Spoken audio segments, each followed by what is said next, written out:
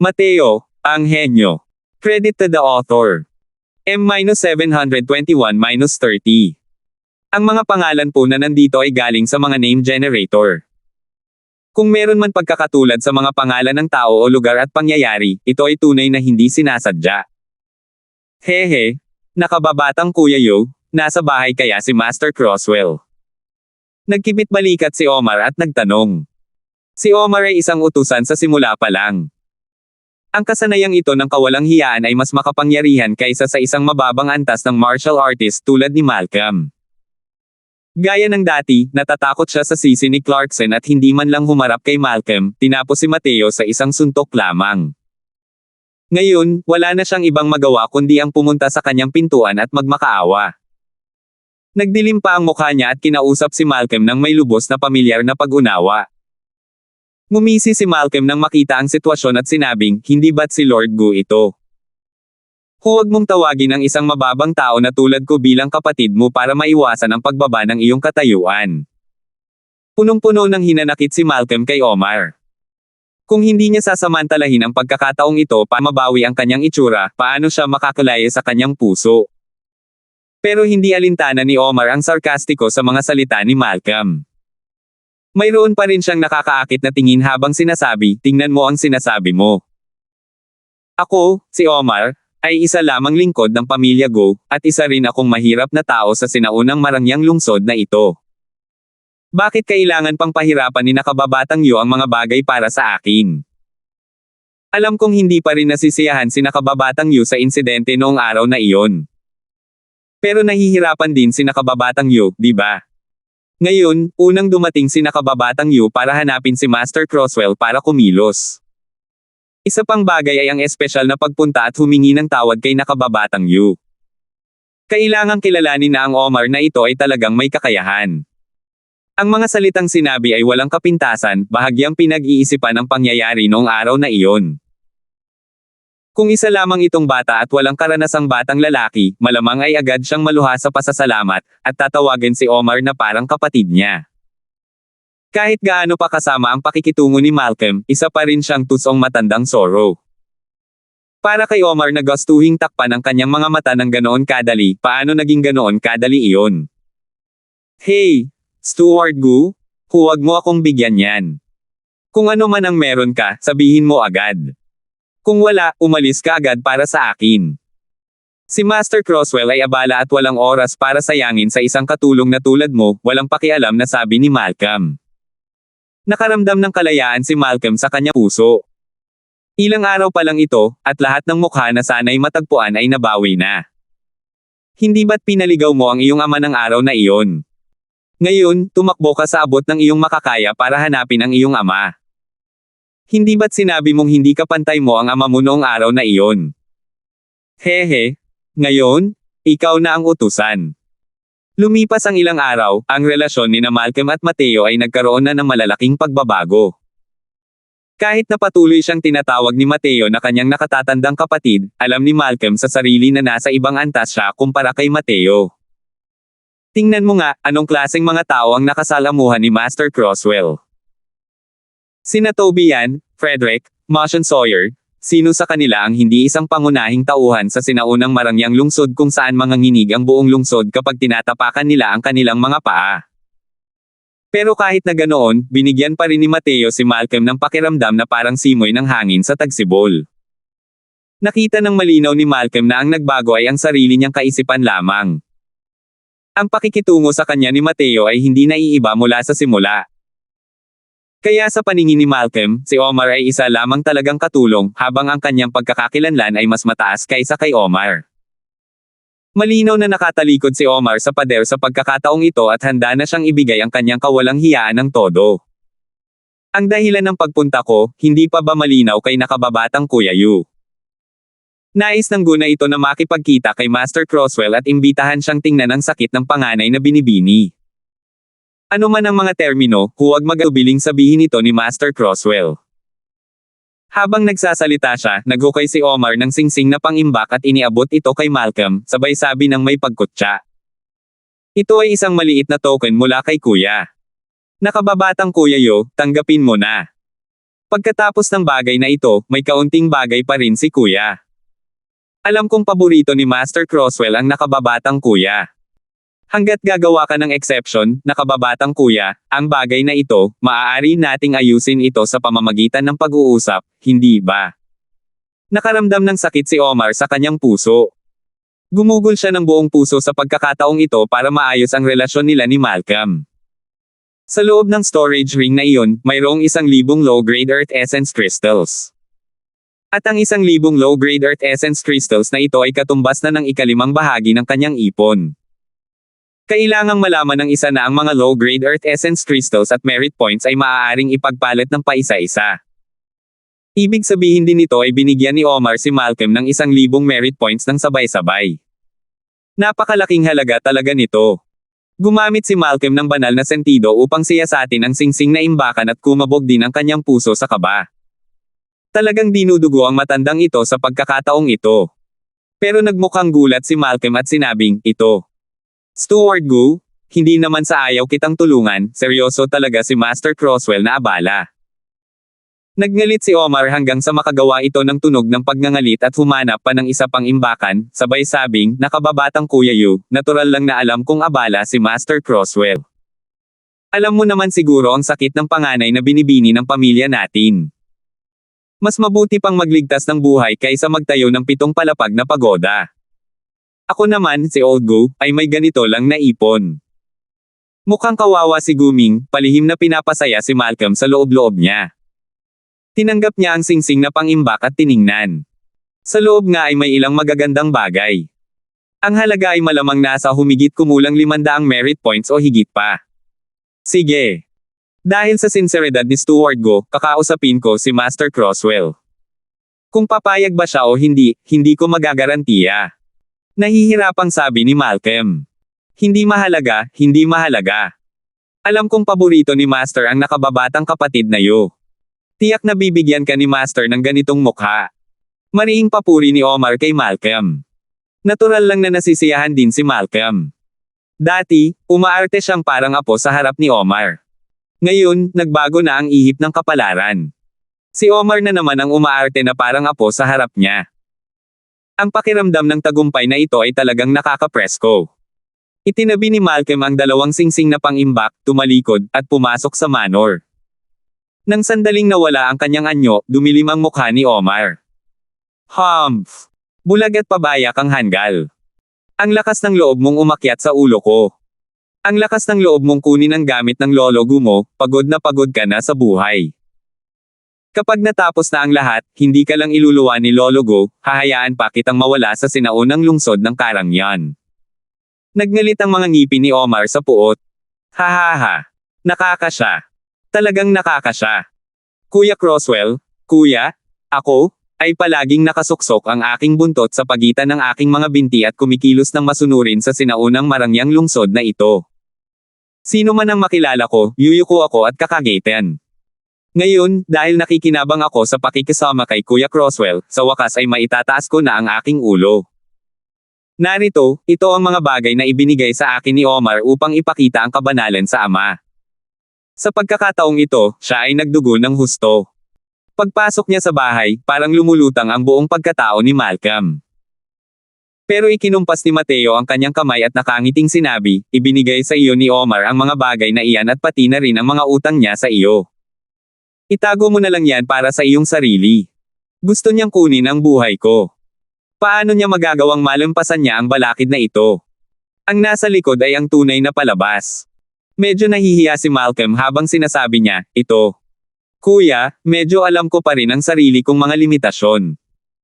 Ang pagbibigay sa akin ni Omar ng mga ito ay dahil sa mukha ni Kuya Crosswell. Paano ko ito matatanggap? Nakangiting sabi ni Mateo, kunin mo na, kaya kunin mo na lang. Ano ba ang kalokohan na yan?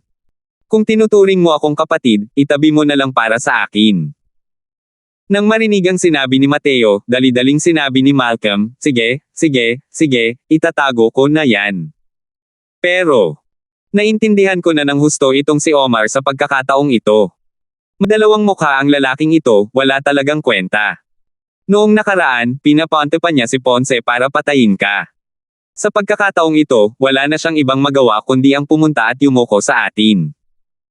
Pero pakiramdam ko ay tiyak na magtatago siya ng sama ng loob sa puso niya. Natatawang sabi ni Mateo, hindi mahalaga si Omar. Hindi siya sulit sa pagsisikap kung harapin siya. Kung mananahimik lang siya, mabubuhay pa rin siya. Kung hahanapin niya mismo ang kamatayan, hindi ako masisisi. 722. Pumasok si Omar sa mansyon ni Mateo na medyo hindi mapakali. Sa totoo lang, may kaunting tiwala pa rin siya kay Malcolm. Pero sa harap ni Mateo, wala talaga siyang tiwala sa sarili. Kahit na nagkaroon lamang ng maikling konfrontasyon minsan, napakalalim ng impresyon ni Omar kay Mateo. Dahil sinabi ni Mateo kay Malcolm na ibalik sa kanya ang kahihiyan. Ngayon, talagang bumalik ito sa kanya. Sa oras na iyon, akala niya ay binibigyan ni Mateo ang sarili niya ng paraan para makawala. Pero ngayon lang alam ni Omar na mayroon talaga siyang lakas at kumpiyansa. Noong araw na iyon, hindi nakipagtalo si Mateo mula simula hanggang katapusan dahil ayaw lang talaga niyang makipagtalo. Kumpara sa pakikipagtalo, para bang binabatikos ni Mateo ang mga mukha niya. Pagpasok sa pangunahing bulwagan, umupo si Mateo sa upuang pangkarangalan. Sa tabi, nakaupo sina Tobian at Yemima. Kahit matagal na niya itong naririnig, si Omar ay gulat na gulat pa rin sa kanyang puso. Sa loob lamang ng ilang araw na pag-akyat ni Mateo, kapantay na niya si Tobian na napanginag sa mga tao sa takot nang marinig ito. Ang hamak na ito, si Omar, ay nagbibigay galang kay Lord Jun, Master Crosswell. Sa harap ni Tobian, ibinaba ni Omar ang kanyang poster ng napakababa. Alinman sa dalawa, sa pagpunta niya rito ngayon, matagal na niyang handang maging walang hiya. Pero ang unang pangungusap niya ay nakapagbutas na sa basket. Para lang makita si Tobian na sumanghal ng malamig at magsabi, napakamangmang ba ng mga katulong ng pamilya Gu sa kagandahang asal. Ito ang mansyon ni nakababatang Kuya Crosswell. Hindi mo siya binibigyang galang muna, pero ako ang binibigyang galang mo. Kahit wala ito rito, si nakababatang Kuya Crosswell ang tagapagligtas ng asawa ko. Sa paggawa mo niyan, hindi ba't ipinapakita mo na wala akong pananampalataya? Ang malamig na sanggal na ito ay direktang nagpapalambot sa mga tuhod ni Omar, at lumuhod. Panginoong Jun, patawarin mo po ang aking pagkakamali. Ang hamak na ito. Ang hamak na ito ay walang balak na saktan ka. May kutob pa nga si Omar na mamatay. Ang naipon na pagkamangha ni Tobian sa sinaunang marangyang lungsod ay napakalaki. Kaya ang unang naisip ni Omar ay ang magbigay galang kay Lord Jun. Sino ang mag-aakala na bigla na lang niyang sinundot ang pugad ng putakti? Isa kang mataas na kapangyarihan sa Heaven Enlightenment Realm. Paano ka maituturing na kapantay ng isang batang lalaki na nasa Divine Traversing Realm? Humph! Kung hindi lang ito ang mansyon ni nakababatang Kuya Crosswell, patay ka na siguro ngayon. Ito ang lugar ni nakababatang Kuya Crosswell, natural lang na nasa kanya, bilang may-ari, ang magdesisyon kung paano magpaparusa. Malamig na sanggal ni Tobian. Nang marinig ito ni Omar, nanigas lahat ng balahibo sa katawan niya. Ang isang ito na nasa harap niya ay hindi kailanman nangailangan ng anumang dahilan para pumatay ng tao noon. Hanggat nararamdaman niyang karapat-dapat kang mamatay, patay ka talaga. Sa puntong ito, napakaraming tao na ang gumamit ng kanilang buhay para patunayan ito noon. Hindi na kailangan pang aitalye pa. Guru Crosswell, ang hamak na ito ay nararapat mamatay. Ang hamak na ito ay nararapat mamatay. Nagsusumamo ako kay Guru Crosswell na iligtas ang aking buhay. Napayuko si Omar nang walang pakundangang, halos magdulot ito ng malaking butas sa lupa. Hindi niya man lang ginamit ang enerhiya ng asensya para protektahan ang kanyang katawan. Di nagtagal, isang malaking pasa ang natamo sa kanyang ulo. Kuya Jun, bagong lipat lang ang nakababatang kapatid sa manor na ito. Hindi naman pwedeng pumatay agad ng tao pagkarating mo. Malas lang. Malamig na sabi ni Mateo. Tuwang-tuwa si Omar nang marinig niya ito at dali-daling sinabi, maraming salamat sa biyaya ni Master Crosswell na hindi pumatay. Maraming salamat sa biyaya ni Lord Jun na hindi pumatay. Pero malamig na sinabi ni Tobian, maaaring hindi maparusahan ang kamatayan, ngunit mahirap patawarin ang parusa. Pagkatapos magsalita, ginamit ni Tobian ang kanyang mga daliri bilang espada. Isang guhit ng espadang chi ang lumipad lampas sa tainga ni Omar kasabay ng isang ihip.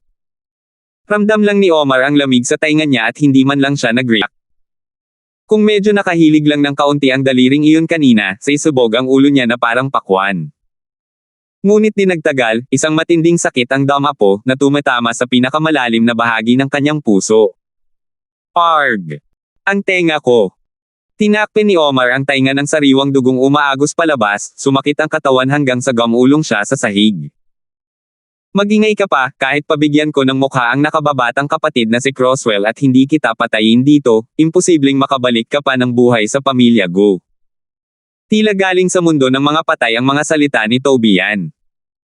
Kahit na nasasaktan si Omar hanggang sa malapit na siyang mahimatay, agad din siyang tumigil sa pag-alulong. Tinakpe ni Omar ang kanyang tainga, sa sakit hanggang sa manginig ang buong katawan niya. Ngunit hindi siya nang ahas na gumawa ng kahit isang ingay. Umagos ang pawis sa kanyang noo, na nagpaasim sa sugat sa kanyang tainga, na lalong nagpasakit dito na parang pagbuhos ng langis sa apoy. Malinaw na hindi ganoon kamakitid ang isip si Tobian. Sinasadya niyang maghanap ng mali. Para sa kanya, ang Omar na ito ay isang walang kwentang tao. Kung napatay niya si Omar, tiyak na nakapatay siya. Pero kung lubos na masasaktan ni Mateo ang pamilya Gu dahil dito, magiging kakilakilabot ito. Ang pagkawasak ng pamilya tao ay nagtulak sa mga aristokratang pamilyang ito sa sinaunang lungsod ng Karangya na maging mapagmatsyag din. Sa loob ng ilang taon na ito, ang tatlong malalaking pamilya ay nag-focus sa pag-unlad. Ang kanilang lakas ay lumago ng malaki. Kahit hindi natatakot si Tobian, may kasunduan siya sa City Lord noon, na hindi niya papatayin muli ang mga powerhouse ng Heaven Enlightenment Realm kung kailan niya gusto. Maliban na lang kung ayaw na niyang manatili sa sinaunang marangyang lungsod. Hindi iisipin ni Tobian ang mukha ng tatlong dakilang pamilya.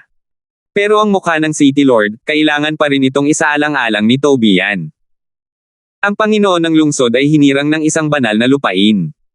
Kahit na siya, si Tobian, ay mas malakas pa, hindi siya maaaring maging mas malakas pa kaysa sa isang banal na lupain. Kaya naman, ang pagpapataw ni Tobian ng kaunting parusa ay para lamang makakuha ng kaunting interes para kay Mateo. Alinman sa dalawa, gumawa lamang siya ng hakbang para makuha ang pakikinig. Walang gagawin ang pamilya Gu. Huminga ng malalim si Omar sa tabi niya habang sinasabi, nailabas na rin ang galit ni Master Croswell. Pwede ka bang kumilos? At iligtas ang panganay na binibini. Natural lang na wala ni Katie ting naawa si Mateo para kay Omar. May balak na siyang pumatay sa kanya. Ang hindi pagpatay sa kanya ay pagsasaalang-alang na sa mukha ng pamilya Gu. Pinili ni Mateo na huwag pansinin ang balak na pumatay na mabilis na dumaan sa mga mata ni Omar. Dahil nandito si Tobian, kalimutan mo na si Omar, kahit ang buong pamilya Gu ay hindi rin ang ahas na hawakan siya. Ayos lang ang pagliligtas ng mga tao. Pero iba ang pagkakataong ito sa pagsagot sa misyon. Alam mo yan. Binigyan na kita ng pagkakataon, walang pakialam na sabi ni Mateo. Nang marinig ni Omar ang pangungusap na ito, isang bahid ng panghihinayang ang dumaan din sa kanyang puso. Kung pinayagan niya sana ang araw na iyon at hinayaan si Mateo na tingnan ang sakit ng panganay na binibini, tiyak na makukuha niya ang komendasyon ng pinuno ng pamilya ngayon at hindi rin siya mawawala ng pandinig dahil dito. Pero ang kanyang panghihinayang ay mabilis na napalitan ng puot. Kahit hindi siya maglakas loob na gumawa ng kahit ano kay Mateo, sa mga taong nakapaligid kay Mateo, kaya niya pa ring hawakan. Kapag nawala na ang hype tungkol dito, ako, si Omar, ay tiyak na magpapaalam sa iyo na hindi ako dapat magalit. Ito. Kasalanan ng hamak na taong ito. Ano man ang mga kondisyon. Mayroon si Master Croswell. Huwag magatubiling sabihin. Kahit nasukdulan ang galit niya sa puso, hindi nang ahas si Omar na magpakita ng kahit kaunting sama ng loob. Sa halip, ibinaba pa rin niya ang kanyang tindig. Gusto ko ang titulo ng pamilya Gu para sa Luxuriant Fragrance Hall ng Ancient Opulent Street. Malamig na sabi ni Mateo. Ano? El Luxuriant Fragrance Hall. Hooray! Nang sandaling nabalisa si Omar, muling pinalala nito ang kanyang mga sugat, sumakit hanggang sa pumikit ang kanyang mukha sa sakit. Tama iyan. Master Croswell, ito. Ito rin ay. Maaari mo bang baguhin ang mga tuntunin? Gustong-gusto ni Omar na pumatay ng tao. Masyadong mataas ang hinihingi nitong presyo para kay Mateo. Gayunpaman, kinailangan niyang magtiis. Kung hindi, siya ang mamamatay. Walang negosasyon. Pumayag kayo sa mga kondisyon ko, o humanap kayo ng mas makakabuti sa inyo. Hindi man lang sumuko si Mateo. Hindi kayang magdesisyon ng itong hamak na tao. Maaari mo bang payagan itong hamak na tao na bumalik at magulat sa pinuno ng pamilya? Tanong ni Omar. Tumanggaw si Mateo at sinabing, pwede. Bigyan mo ako ng sagot bukas ng tanghali. Kung hindi, wala nang pagkakataong pag-usapan pa. Paano pa rin naglakas loob si Omar na manatili? Tiniis ang matinding sakit sa kanyang tainga, mabilis siyang bumalik sa pamilya Go. Pagkaalis ni Omar, nagtanong si Tobian, nakababatang Kuya Croswell, ang kalagayan mo ay higit pa sa inaasahan ko. Maaari kayang plano ni nakababatang Kuya Croswell na magtatag ng isang sekta sa sinaunang marangyang lungsod na ito. 723. Hey! Ang Luxuriant Fragrance Hall. Kaya ba ng isang maliit na batang lalaki ng Divine Traversing Realm na suportahan ang napakalaking Luxuriant Fragrance Hall? Tanong ni Clarkson habang tumatawa ng malamig. Ulo ng pamilya, ang batang ito ay walang respeto sa ating pamilya Go dahil umaasa lang siya sa suporta ni Tobian. Sabi ni Omar na may malaswang galit. Tumingin si Clarkson kay Omar nang may ngiti na hindi naman talaga isang ngiti, nakatitig hanggang sa siya ay nakonsensya. Naku, Omar, mukhang nitong mga nakaraang taon, masyado akong naging mapagbigay sa iyo. Medyo emosyonal na sabi ni Clarkson. Kumabog ng malakas ang puso ni Omar, napaluhod sa lupa ng may kalabog habang sinasabing, huwag maglakas loob si Omar. Talagang sobra na ang pang-aapi nila sa iba. Hey, sobra-sobra na ba ang pang-aapi mo sa iba? Malamang sumobra ka na sa pang-aapi mo sa iba noon, di ba? Sa totoo lang, laking gulat ko nang makabalik ka ng buhay. Mukhang medyo nag-aalala pa rin si Tobian sa City Lord, sabi ni Clarkson. Habang nakikinig si Omar, lalo siyang nakakaramdam ng hindi maganda. Maaari kayang alam na alam niya ang lahat ng mga bagay na ginagawa niya sa likod ng family head. Nang maisip ito, mas lalong sumangot si Omar habang umiiyak na sinasabi, padre ng pamilya, kailangan mong ipagtanggol si Omar.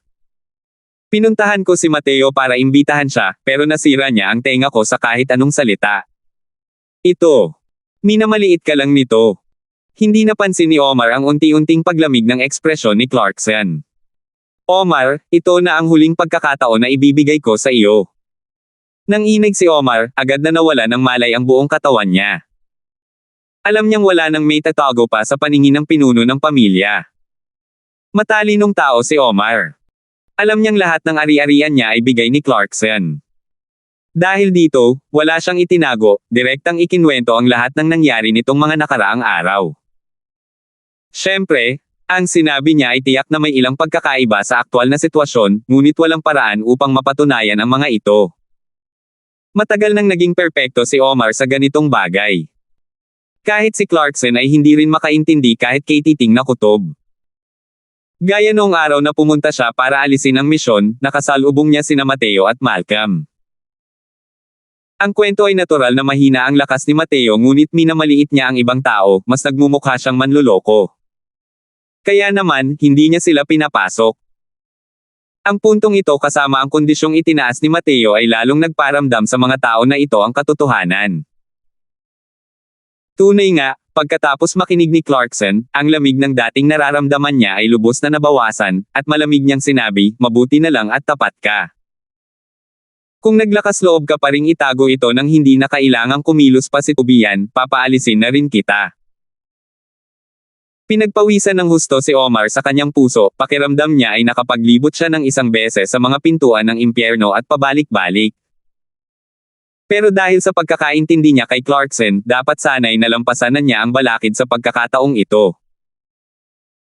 Ulo ng pamilya, nagulo ang isip ni Omar ng ilang sandali, kaya naman ako ang nagtulak sa kanya sa isang malaking pagkakamali. Ulo ng pamilya, pakiusap parusahan mo naman.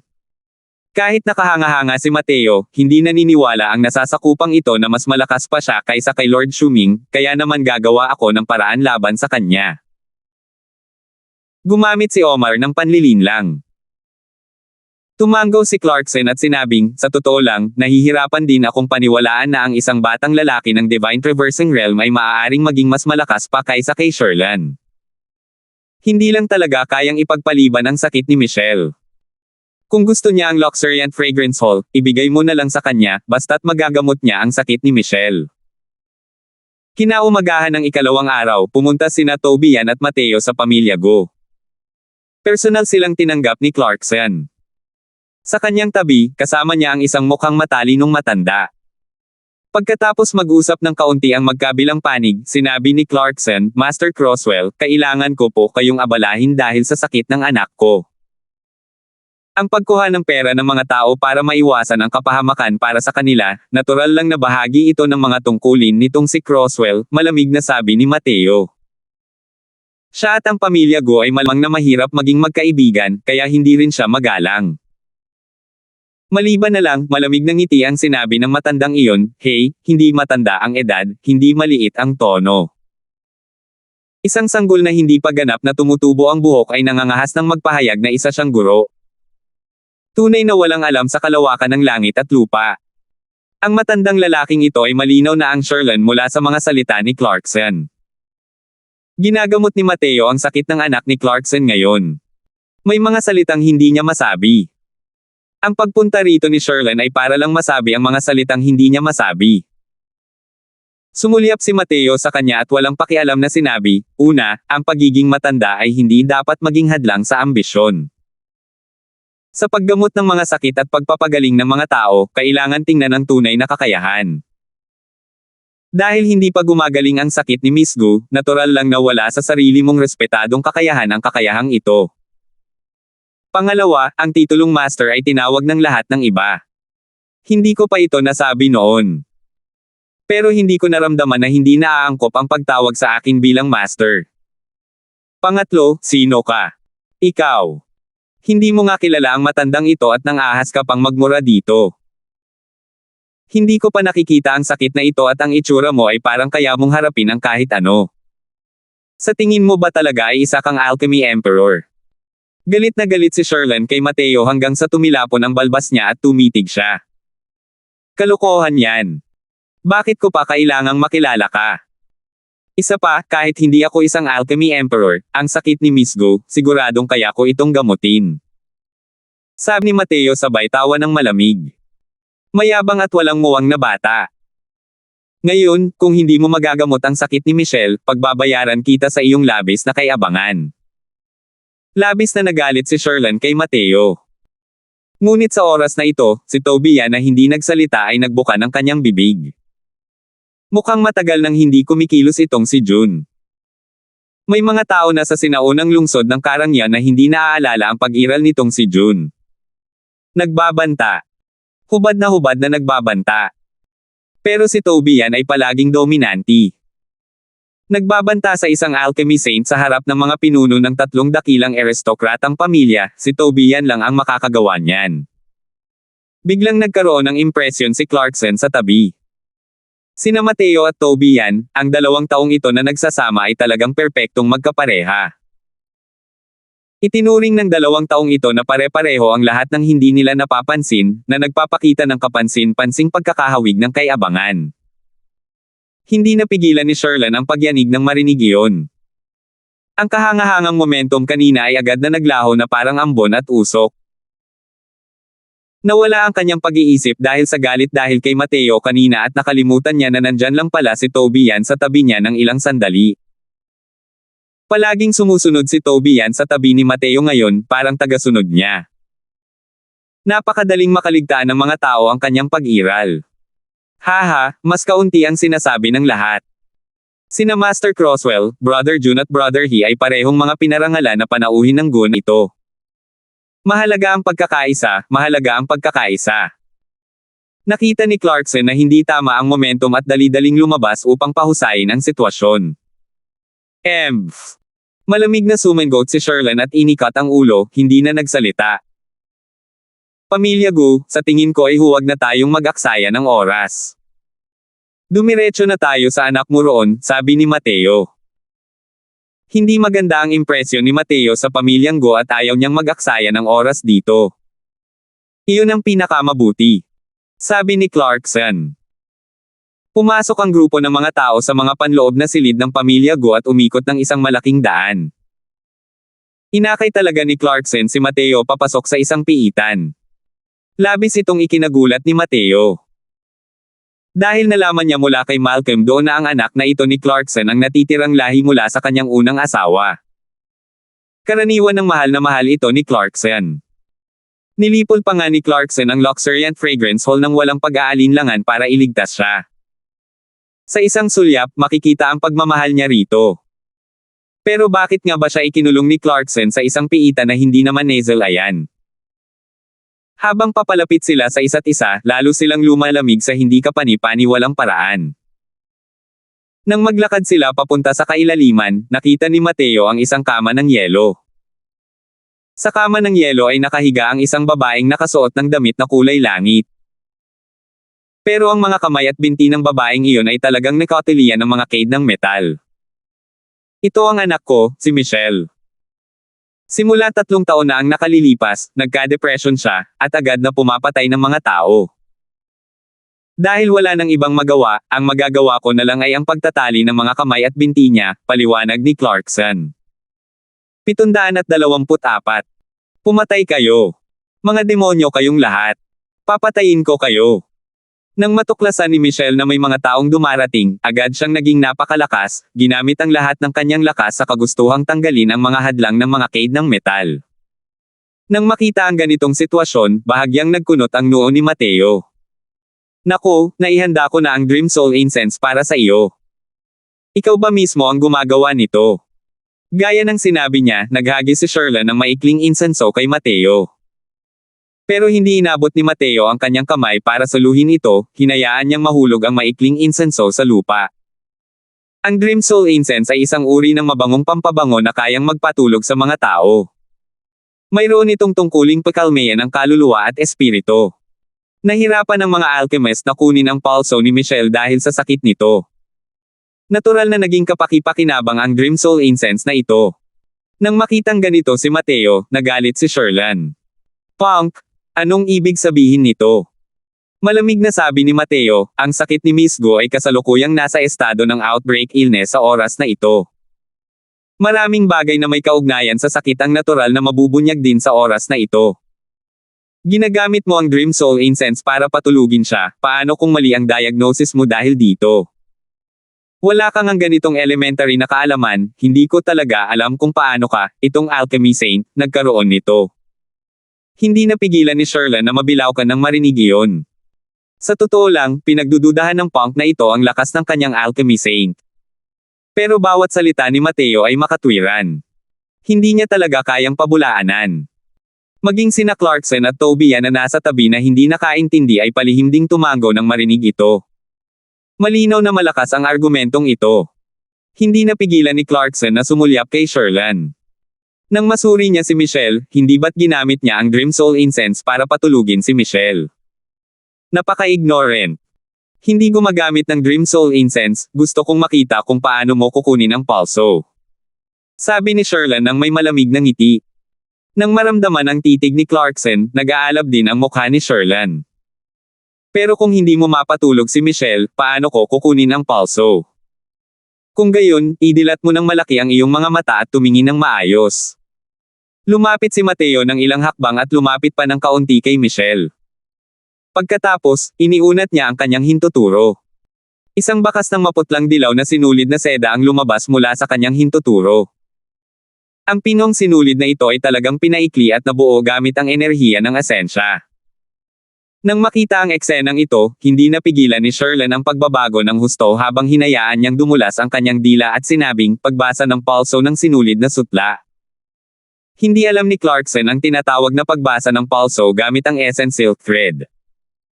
Pero nahalata rin niya sa ekspresyon ni Sherlan na tila napakalakas ng galaw ni Mateo, at hindi niya maiwasang makaramdam ng mas pag-asa. Si Michelle na ito ay ipinanganak sa kanya at sa kanyang unang asawa. Ang dalawang tao ay malalim na nagmamahalan. Ngunit ang kanyang asawa ay lumisan sa mundong ito hindi nagtagal matapos ipanganak si Michelle. Bukod pa rito, halos kapareho ni Michelle ang kanyang unang asawa.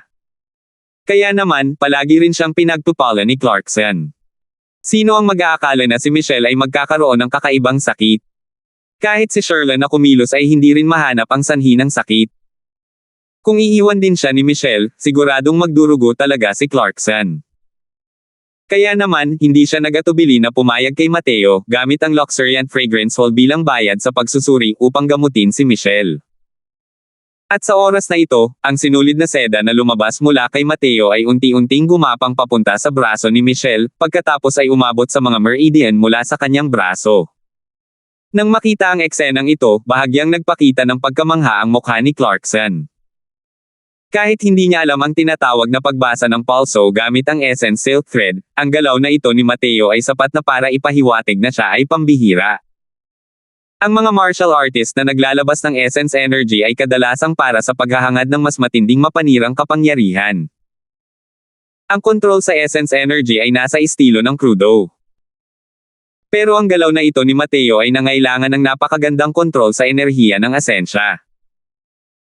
Kahit siya, bilang isang martial artist sa Heaven Enlightenment Realm, ay hindi rin kayang gawin ang puntong ito.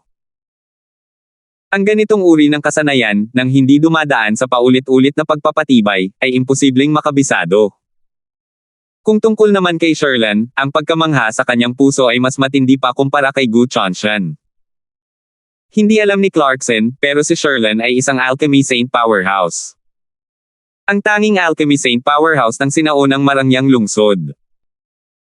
Ang pulsong ito na gumagamit ng sinulid na seda para sa pagbabasa ng asensya ay isang napakalalim na kasanayan sa pagbabasa ng pulso. Mayroon itong halos masamang pangangailangan para sa pagkontrol sa enerhiya at puwersa ng kaluluwa ng asensya. Sinubukan na rin ni Sherlan na sanayin ang kasanayang ito dati. Ngunit sa huli, sumuko pa rin siya dahil napakahirap nito. Ang pagbasa ng pulso ng sinulid na seda ng asensya ay hindi lamang basta pagpapalapot ng enerhiya ng asensya sa isang pinong sinulid at pagpasok sa katawan ng isang martial artist ng ganoon lang kadali. Kung ganoon nga, magagawa rin niya ito. Ang pinakamahirap na bahagi sa pagbabasa ng pulso gamit ang Essence Silk Thread ay ang pagsilip sa loob ng katawan ng martial artist pagkatapos niyang makapasok sa mga meridian nito. Ang pagkontrol sa enerhiya ng asensya dito ay hindi maaaring magkaroon ng kahit kaunting paglihis. Kung hindi ito magtatagumpay at makakasira pa sa katawan ng martial artist. Ito pa rin ang unang pagkakataon na nakakita si Sherlan ng pagbasa ng pulso ng sinulid na seda sa isang alchemy sovereign realm na nagmumula sa katawan ng isang junior. Sa pagkakaalam niya, ang mga kayang makabisado ang skill na ito ay pawang mga powerhouse na mas makapangyarihan kaysa sa alchemy saint. Talagang nagpapanggap ang batang ito. Wala siyang paraan para suriin ang mga meridian ni Michelle. Oo, dapat ganito. Hindi nagtagal, binawi ni Mateo ang kanyang essence energy. Agad na nawala ang hibla ng essence energy na iyon. Nagtanong si Clarkson ng may pag-asa, Master Crosswell, kumusta na ang sakit ng anak ko? Kumunat ang noo ni Mateo at sinabing, medyo nakakaabala. Nabuhayan ng loob si Sherlan nang marinig niya ito at agad na tumawa ng malamig, hey, ang hindi makapag-diagnose ay nangangahulugang hindi rin makakapag-diagnose. Nagkukunwari para saan? Gaya ng sabi ko, paano naging ganoon kadaling matutunan ang pagbasa ng pulso gamit ang Essence Silk Thread. Muntik na akong malinlang ng baliw na ito. Sumimangot din ang mukha ni Clarkson matapos iyon. Sandali na naging kakaiba ang kapaligiran. Pero kalmado ang tingin ni Mateo habang sinasabi, ganoon ba? Ang problema ko ay hindi dahil wala akong paraan, kundi dahil iniisip ko kung sinong hanggal ang nagtali kay Miss Gu sa icebed na ito. Walang kaalam-alam ang hanggal na iyon tungkol sa sakit ni Miss Gu at inakala niyang kayang supulan ng icebed na ito na may lalim na 10,000 taon ang mental demon. Sa huli, hindi lang ito nagkaroon ng epekto, pinalala pa nito ang sakit. Bakit ka tumitig ng galit? Hindi ikaw ang tinutukoy ko. Habang tumatagal ang pagsasalita ni Mateo, lalong umiitim ang mukha ni Sherlan. Ang kakayahan ni Mateo na sawayin ang balang habang nakaturo sa mulberry ay tunay na nasa rurok ng pagiging perpekto. Sino pa kaya ang hanggal na ito bukod sa kanya, si Sherlan? Nako, inaamin kong kahanga-hanga ang husay mo sa pagsasalita. Dahil sinasabi mong walang silbi ang 10,000 taong lalim na yelong kama, ano ba ang problema kay Michelle? Nakasimangot na sabi ni Sherlan. Nagtatakang sabi ni Mateo, ha? Ikaw ba talaga yan? Maaari ka bang ikaw, ang alchemy saint na ito, ay binili gamit ang mga kristal ng Earth Essence? Ang alchemy saint na gumagamot ng mga sakit ng tao, nang hindi alam ngunit nagpapanggap na alam ay isang malaking bawal. Hindi mo nga alam ang puntong ito. Hindi mo man lang nalaman ang kanyang sakit at nang ahas na pilitin ang pamilya Gu na itali siya sa 10,000 taong lalim na ice bed. Hangang-hanga talaga ako sa iyong katapangan. Sinusubukan mo bang magligtas ng mga tao o manakit ng mga tao? Halos sumabog na si Sherlan sa galit. Kung wala si Sherlan, kahit pa may kakayahan talaga si Mateo na iligtas si Michelle, hahampasin niya rin si Mateo hanggang sa mamatay gamit ang isang palad. Walang anumang pag-aalinlangan, muling sinulyapan siya ni Clarkson na may malalim na kahulugan. Nako, kung gusto mong maging mapang-api, hintayin mong malaman mo ang sakit ni Michelle bago ka maging mapang-api. Patuloy mo pa ring tinatanggihan ang pagsasabi, para maagaw ang atensyon ng family head na si Gu, na dapat pala ay hindi mo nalaman ang sanhi ng sakit, di ba? Malamig na ngiti ni Sherlan. Umiling si Mateo at bumantong hininga, sa totoo lang, pakiramdam ko ay masyadong pinalala ang reputasyon mo, itong alchemy saint. Wala kang ang alam na kahit anong pangunahing kaalaman tungkol sa mga alchemist. Kapag may ibang alchemist na nag-aalaga ng mga pasyente, hindi ba dapat ay umatras ka ng kaunti? Hindi ko sinasabing natural lang dahil natatakot akong palihim kang matututo. Pero gamit ang talino mo, kahit palihim kang matuto, malamang ay hindi mo rin maabot ang tunay na pamantayan ng alchemy saint. Kalimutan mo na, kung gusto mong palihim na matuto, nasa iyo rin yan. Nandito ako para sabihin sa iyo na ang tunay na sanhi ng pagkakasakit ni Miss Gu ay hindi dahil sa pagkakasakit. 725. Walang dahilan ng sakit. Ginugulo mo ba ako? Dahil dito, hindi napigilan ni Clarkson na umitim din. Si Michelle na halos patay na ang itsura, at si Mateo naman ay nagsabing walang sanhi ng sakit. Isa itong malaking biro sa mundo. Haha. Nasabi ko na nga ba na sadyang nag-aastang mastiko ang batang ito, di ba? Hindi niya alam ang pagbasa ng pulso gamit ang sinulid na seda at nagkunwari pa siya sa harap natin. Talagang walang alam. Mateo, hiniwa mo ang tainga ni Omar at ibinuka mo pa ang bibig mo para hingin ang luxuriant fragrance hall. Ngayon, sinasabi mo pa sa akin na walang dahilan ang sakit mo. Hindi kaya iniisip mo talaga na madaling apihin ang Gu family ko. Kuya Jun, ginagawa mo bang kalokohan ni Mateo ang Gu family ko ng ganito, makikialam ka rin ba? Sa galit ni Clarkson, binago pa niya ang address ni Mateo. Kung hindi dahil sa pagiging maingat kay Toby yan, matagal na sana niyang ginawa ang lahat para lipulin si Mateo. Hindi rin sigurado si Toby yan, hindi niya alam kung ano ang ibig sabihin ng ganito ni Mateo. Pero sinabi pa rin niya, kung pumunta si Mateo Croswell para makipag-away sa pamilya Gumo, ang paghihiganti mo. Itong si Jun ang makakatanggap nito. Walang kapantay ang nangingibabaw na mga salita. Kahit na makipagdigma pa siya sa isang malaking aristokratang pamilya tulad ng pamilya Go, hindi rin siya mag-aatubiling gawin iyon. Toby yan, ikaw. Masyado mo lang pinipilit ang iba. Galit na sabi ni Clarkson Go. Sa isang iglap, parehong naging mapanganib at pasabog ang magkabilang panig. Pero malamig na sinabi ni Mateo, relax lang kayong lahat. Bakit ba kinakabahan? Wala naman talagang sakit si Miss Gu, pero nahulog siya sa isang ilusyon at hindi niya kayang makawala sa sarili. Anong sabi mo? Ilusyon. Paano nangyari yon? Tanong ni Clarkson na puno ng hindi makapaniwalang mukha. Brat, nag-iimbento ka lang ng kung ano-ano kung hindi mo mahanap ang sanhi ng sakit. Tama si Michelle dito sa Gu Manor. Sino ang maglalakas loob na gumamit ng illusionary art sa kanya at papasukin siya sa isang illusionary realm? Bukod pa rito, si Clarkson ay isang heaven enlightenment realm. May nagpahulog sa anak niya sa isang ilusyon, at hindi niya talaga alam. Sabi ni Sherlan sabay tawa ng malamig. Sinulyapan siya ni Mateo nang walang pakialam at nakangiting sinabi, tumigil ka na sa pagsasalita. Habang tumatagal, lalo mong nabubunyag ang iyong kamangmangan.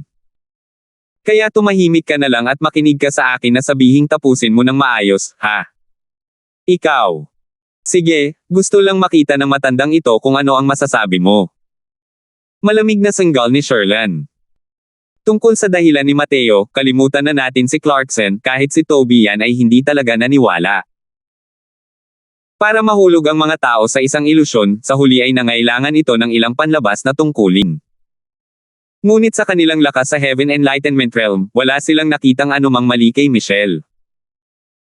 Pero si Michelle ay malinaw na parang sinapian, hindi niya nakikilala ang kanyang pinakamalapit na kamag-anak, at ang kanyang mukha ay naging mabangis. Ito ang kakaibang aspeto ng sakit ni Michelle at siya ring dahilan kung bakit patuloy na hindi nalaman ng lahat. Ang sitwasyong ito ay nagpatuloy na sa loob ng 3 taon.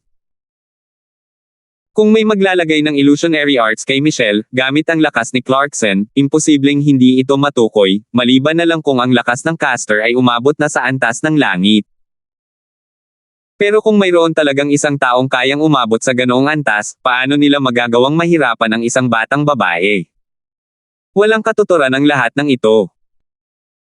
Pero walang pakialam na sinabi ni Mateo, "Pamilya Go, iniisip ko kung bago pa man isilang ang anak mo, nakatagpo na ba ang asawa mo ng mga kaaway na gustong pumatay sa kanya dati?" Bukod pa rito, dapat ba ay may isang taong bihasa sa illusionary arts o divine soul attacks ang kabilang panig? Nang marinig ito ni Clarkson, biglang naging malungkot ang ekspresyon ng kanyang mukha at tumango, "Ganito nga talaga. Noon, buntis ang asawa ko. Isinama ko siya sa banal na lupain. Sa huli, inambos kami sa daan ng isang grupo ng mga bandido. Ang grupo ng mga bandidong iyon, hindi gaanong malakas. Ngunit kasama nila ay may isang taong kakaiba ang ilusyonaryong sining. Kahit ako ay muntik ng mabaygo. Sa labanang iyon, ang aking pamilya Go ay dumanas ng matinding pagkalugi. Maging ang aking asawa ay nasugatan din sa labanang iyon. Kalaunan, hindi nagtagal matapos ipanganak si Michelle, nilisan niya ang mundo ito." Tumango si Mateo at sinabing, "Kung gayon, tama. Ang pagsasabi kong nahulog ang anak mo sa isang ilusyon ay hindi nangangahulugang mayroon siyang illusionary art cast, kundi dala na niya ito simula pa noong ipinanganak siya. Kung tama ang aking mga haka-haka, ang gagawin ng taong iyon ay dapat na isang malawak na illusionary art, na agad na magpapahulog sa maraming tao na naroon, hindi ba?" Tama. Kahit medyo malakas ang lakas nitong Go, labis din akong naapektuhan ng illusionary art na yon. Napakalaking halaga ang binayaran ko para dito bago ko halos magawang makatakas ng buhay kasama ang asawa ko. Muntik na kaming mamatay doon. May bahid pa rin ng takot sa puso ni Clarkson nang maalala niya ang pangyayari noon. Malinaw na napakaliit ng tsansa na mabuhay ng mga panahong iyon. Noong panahong iyon, ang iyong anak na babae ay nasa sinapupunan, ngunit ang kanyang banal na kaluluwa ay unti-unting namuo at nakaranas din ng ilang impluwensya.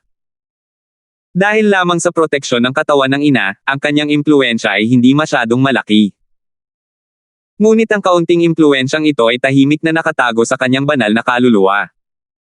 Sa hinaharap, kung ito ay nagkataon lamang, magiging ganito na ngayon, kumikilos ng baliw. Sa makatuwid, nakaranas ba ang iyong anak ng ilang uri ng estimulasyon 3 taon na ang nakalilipas? Paliwanag ni Mateo. Ito.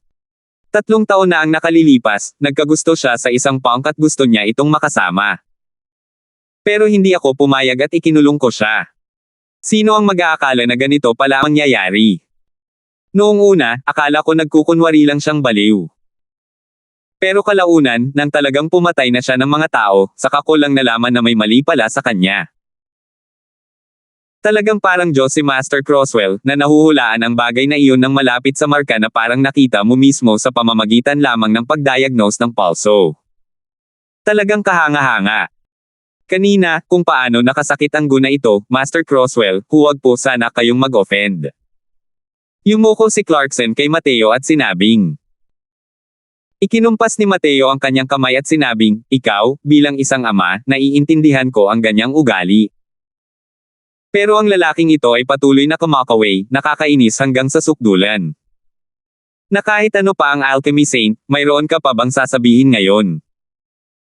Kung wala ka nang gustong sabihin, maaari ka bang maligaw o hindi? Walang magawa, pero magaling sa paninira ng mga bagay-bagay. Hindi kailanman inakala ni Sherlan na mahimalang natuklasan ni Mateo ang sanhi ng sakit. Bukod pa rito, ang kanyang hinuha ay katulad ng nakita niya mismo. Bukod pa rito, ang ganitong uri ng dahilan na nakatago sa kaibuturan ng banal na kaluluwa ay hindi kayang tuklasin, tama ba? Anong uri ng paraan ang ginamit ni Mateo para masuri ito? Pero nang marinig ang sinabi ni Mateo, halatang nasuka si Sherlyn at sinabing, baho ng antok, anong sabi mo? Walang pakialam na sabi ni Mateo, hindi ba?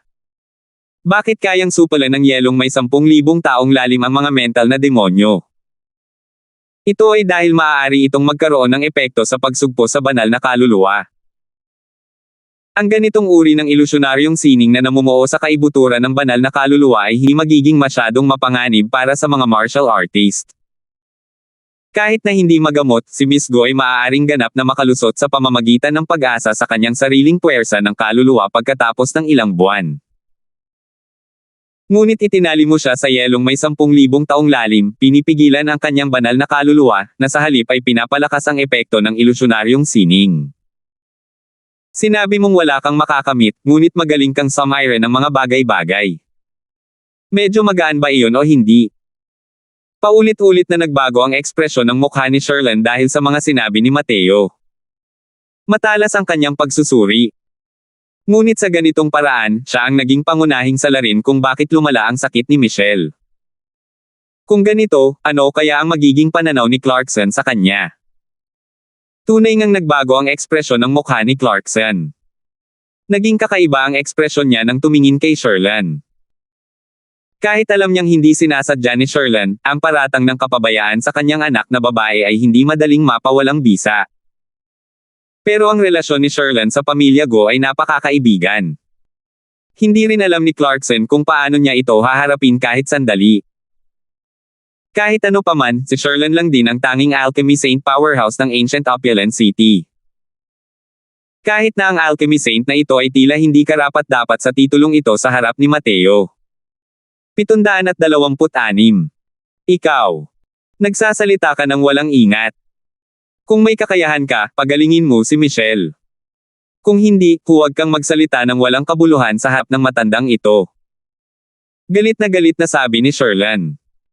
Ang paglutas ng illusionary arts ay isang pagkumpas lang ng kamay. Ano ang mahirap doon? Malamig na sabi ni Mateo. Gusto talaga ni Sherlyn na suruan si Mateo sa loob ng ilang pangungusap, pero nilunok niya ulit ang mga sinabi niya nang umabot ito sa dulo ng kanyang dila. Kakaiba talaga ang mga pamamaraan ng batang ito. Dahil natuklas niya ang sanhi ng sakit, malamang na hindi naman talaga mahirap ang pagpapagaling kay Michelle. Huwag puro salita lang at walang aksyon. Malamig na sabi ni Sherlyn. Pero hindi sumagot si Mateo. Tiningnan lang niya si Sherlyn hinang walang pakialam, bahagyang nakangiti, at hindi nagsalita. Nang makita ni Clarkson ang eksenang ito, paano niya hindi nalaman ang intensyon ni Mateo?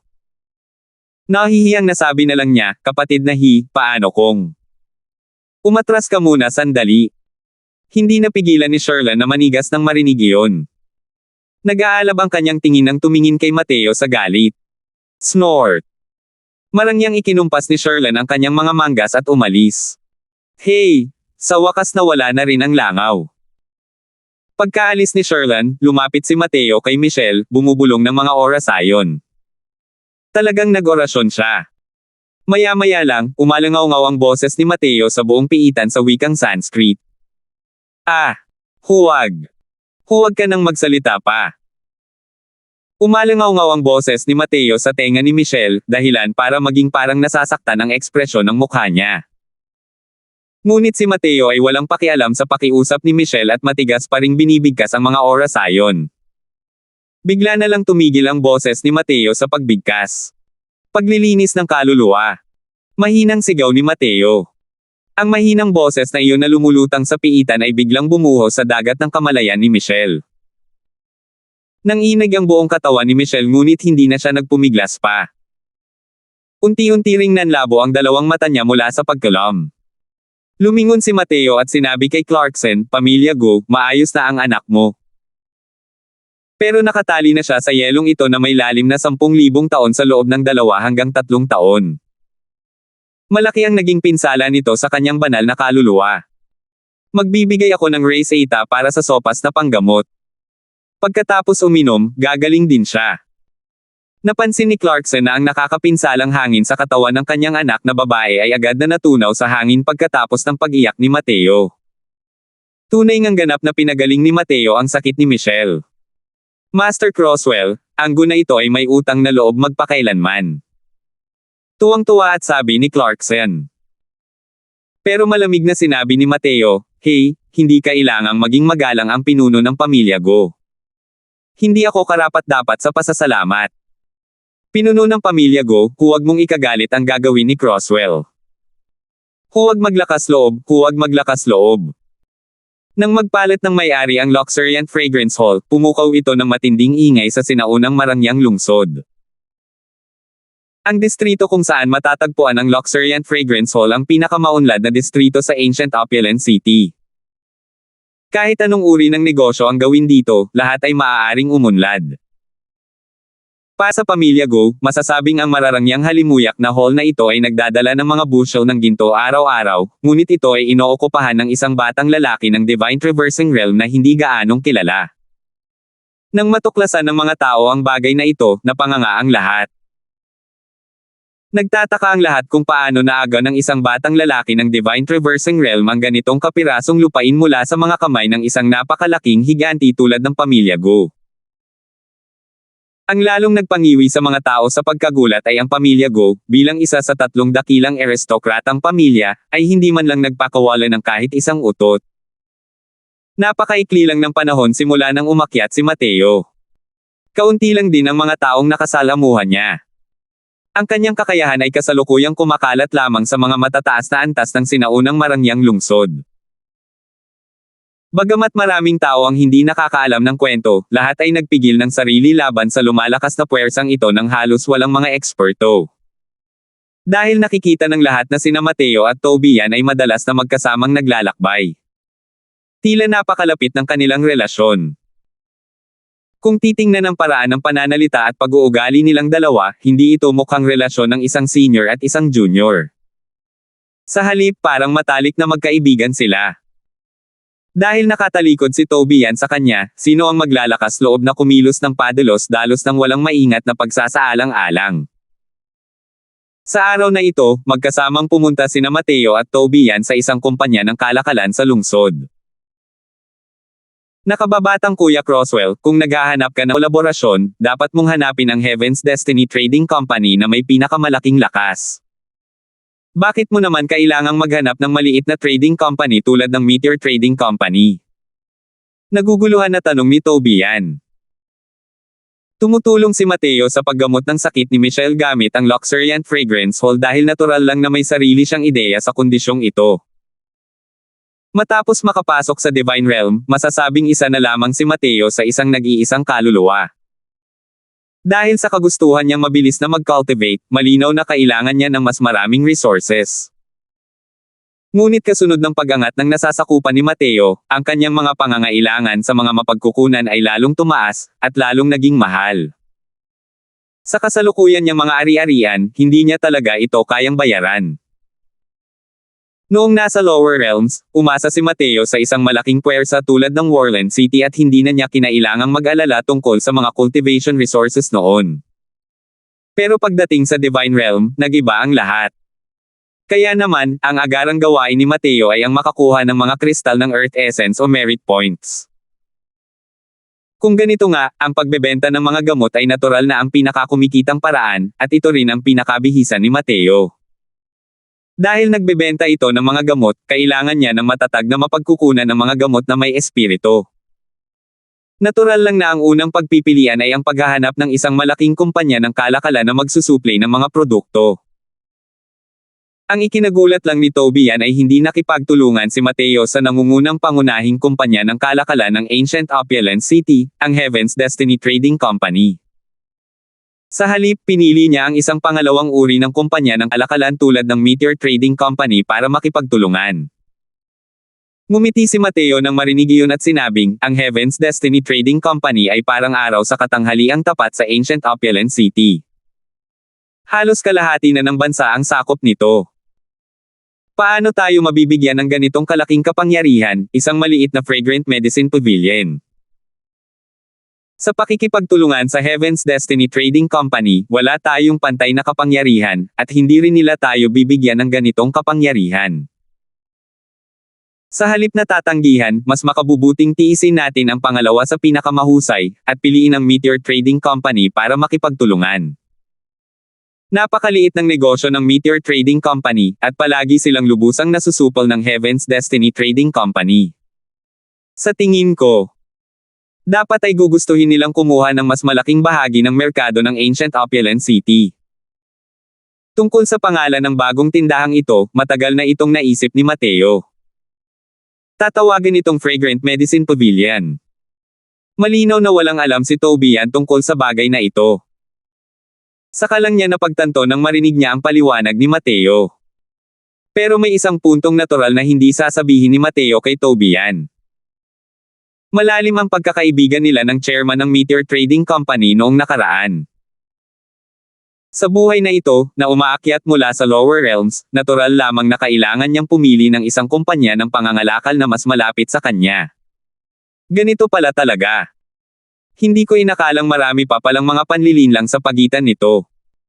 Pero sa tingin ko kapag nakita nila ang ilang uri ng medicinal pills mo, tiyak na handa silang makipagtulungan sa amin.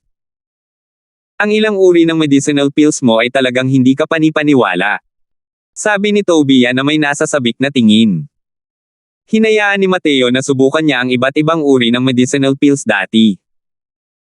Ang resulta ay labis siyang namangha, ang martial artist na ito ng Heaven Enlightenment Realm. Ang mga medicinal pills ni Mateo ay higit pa sa isang antas na mas malakas kaysa sa mga medicinal pills na may parehong mga detalye sa merkado. Higit sa lahat, ang mga medicinal pills ni Mateo ay mas mura kaysa sa mga medicinal pills na iyon. Kung si Tobian ay isang ordinaryong martial artist, bibilhin niya ang mga medicinal pills ni Mateo nang walang pag-aalinlangan. Ngumiti si Mateo at pumasok sa Meteor Trading Company kasama si Tobian. Mahal na customer, maaari ko bang itanong kung mayroon kayong kailangan? Ang aming Meteor Trading Company ay mayroong halos lahat. Meteor Trading Company, mga armas, mga pamamaraan ng cultivation, malaya kayong makakapili.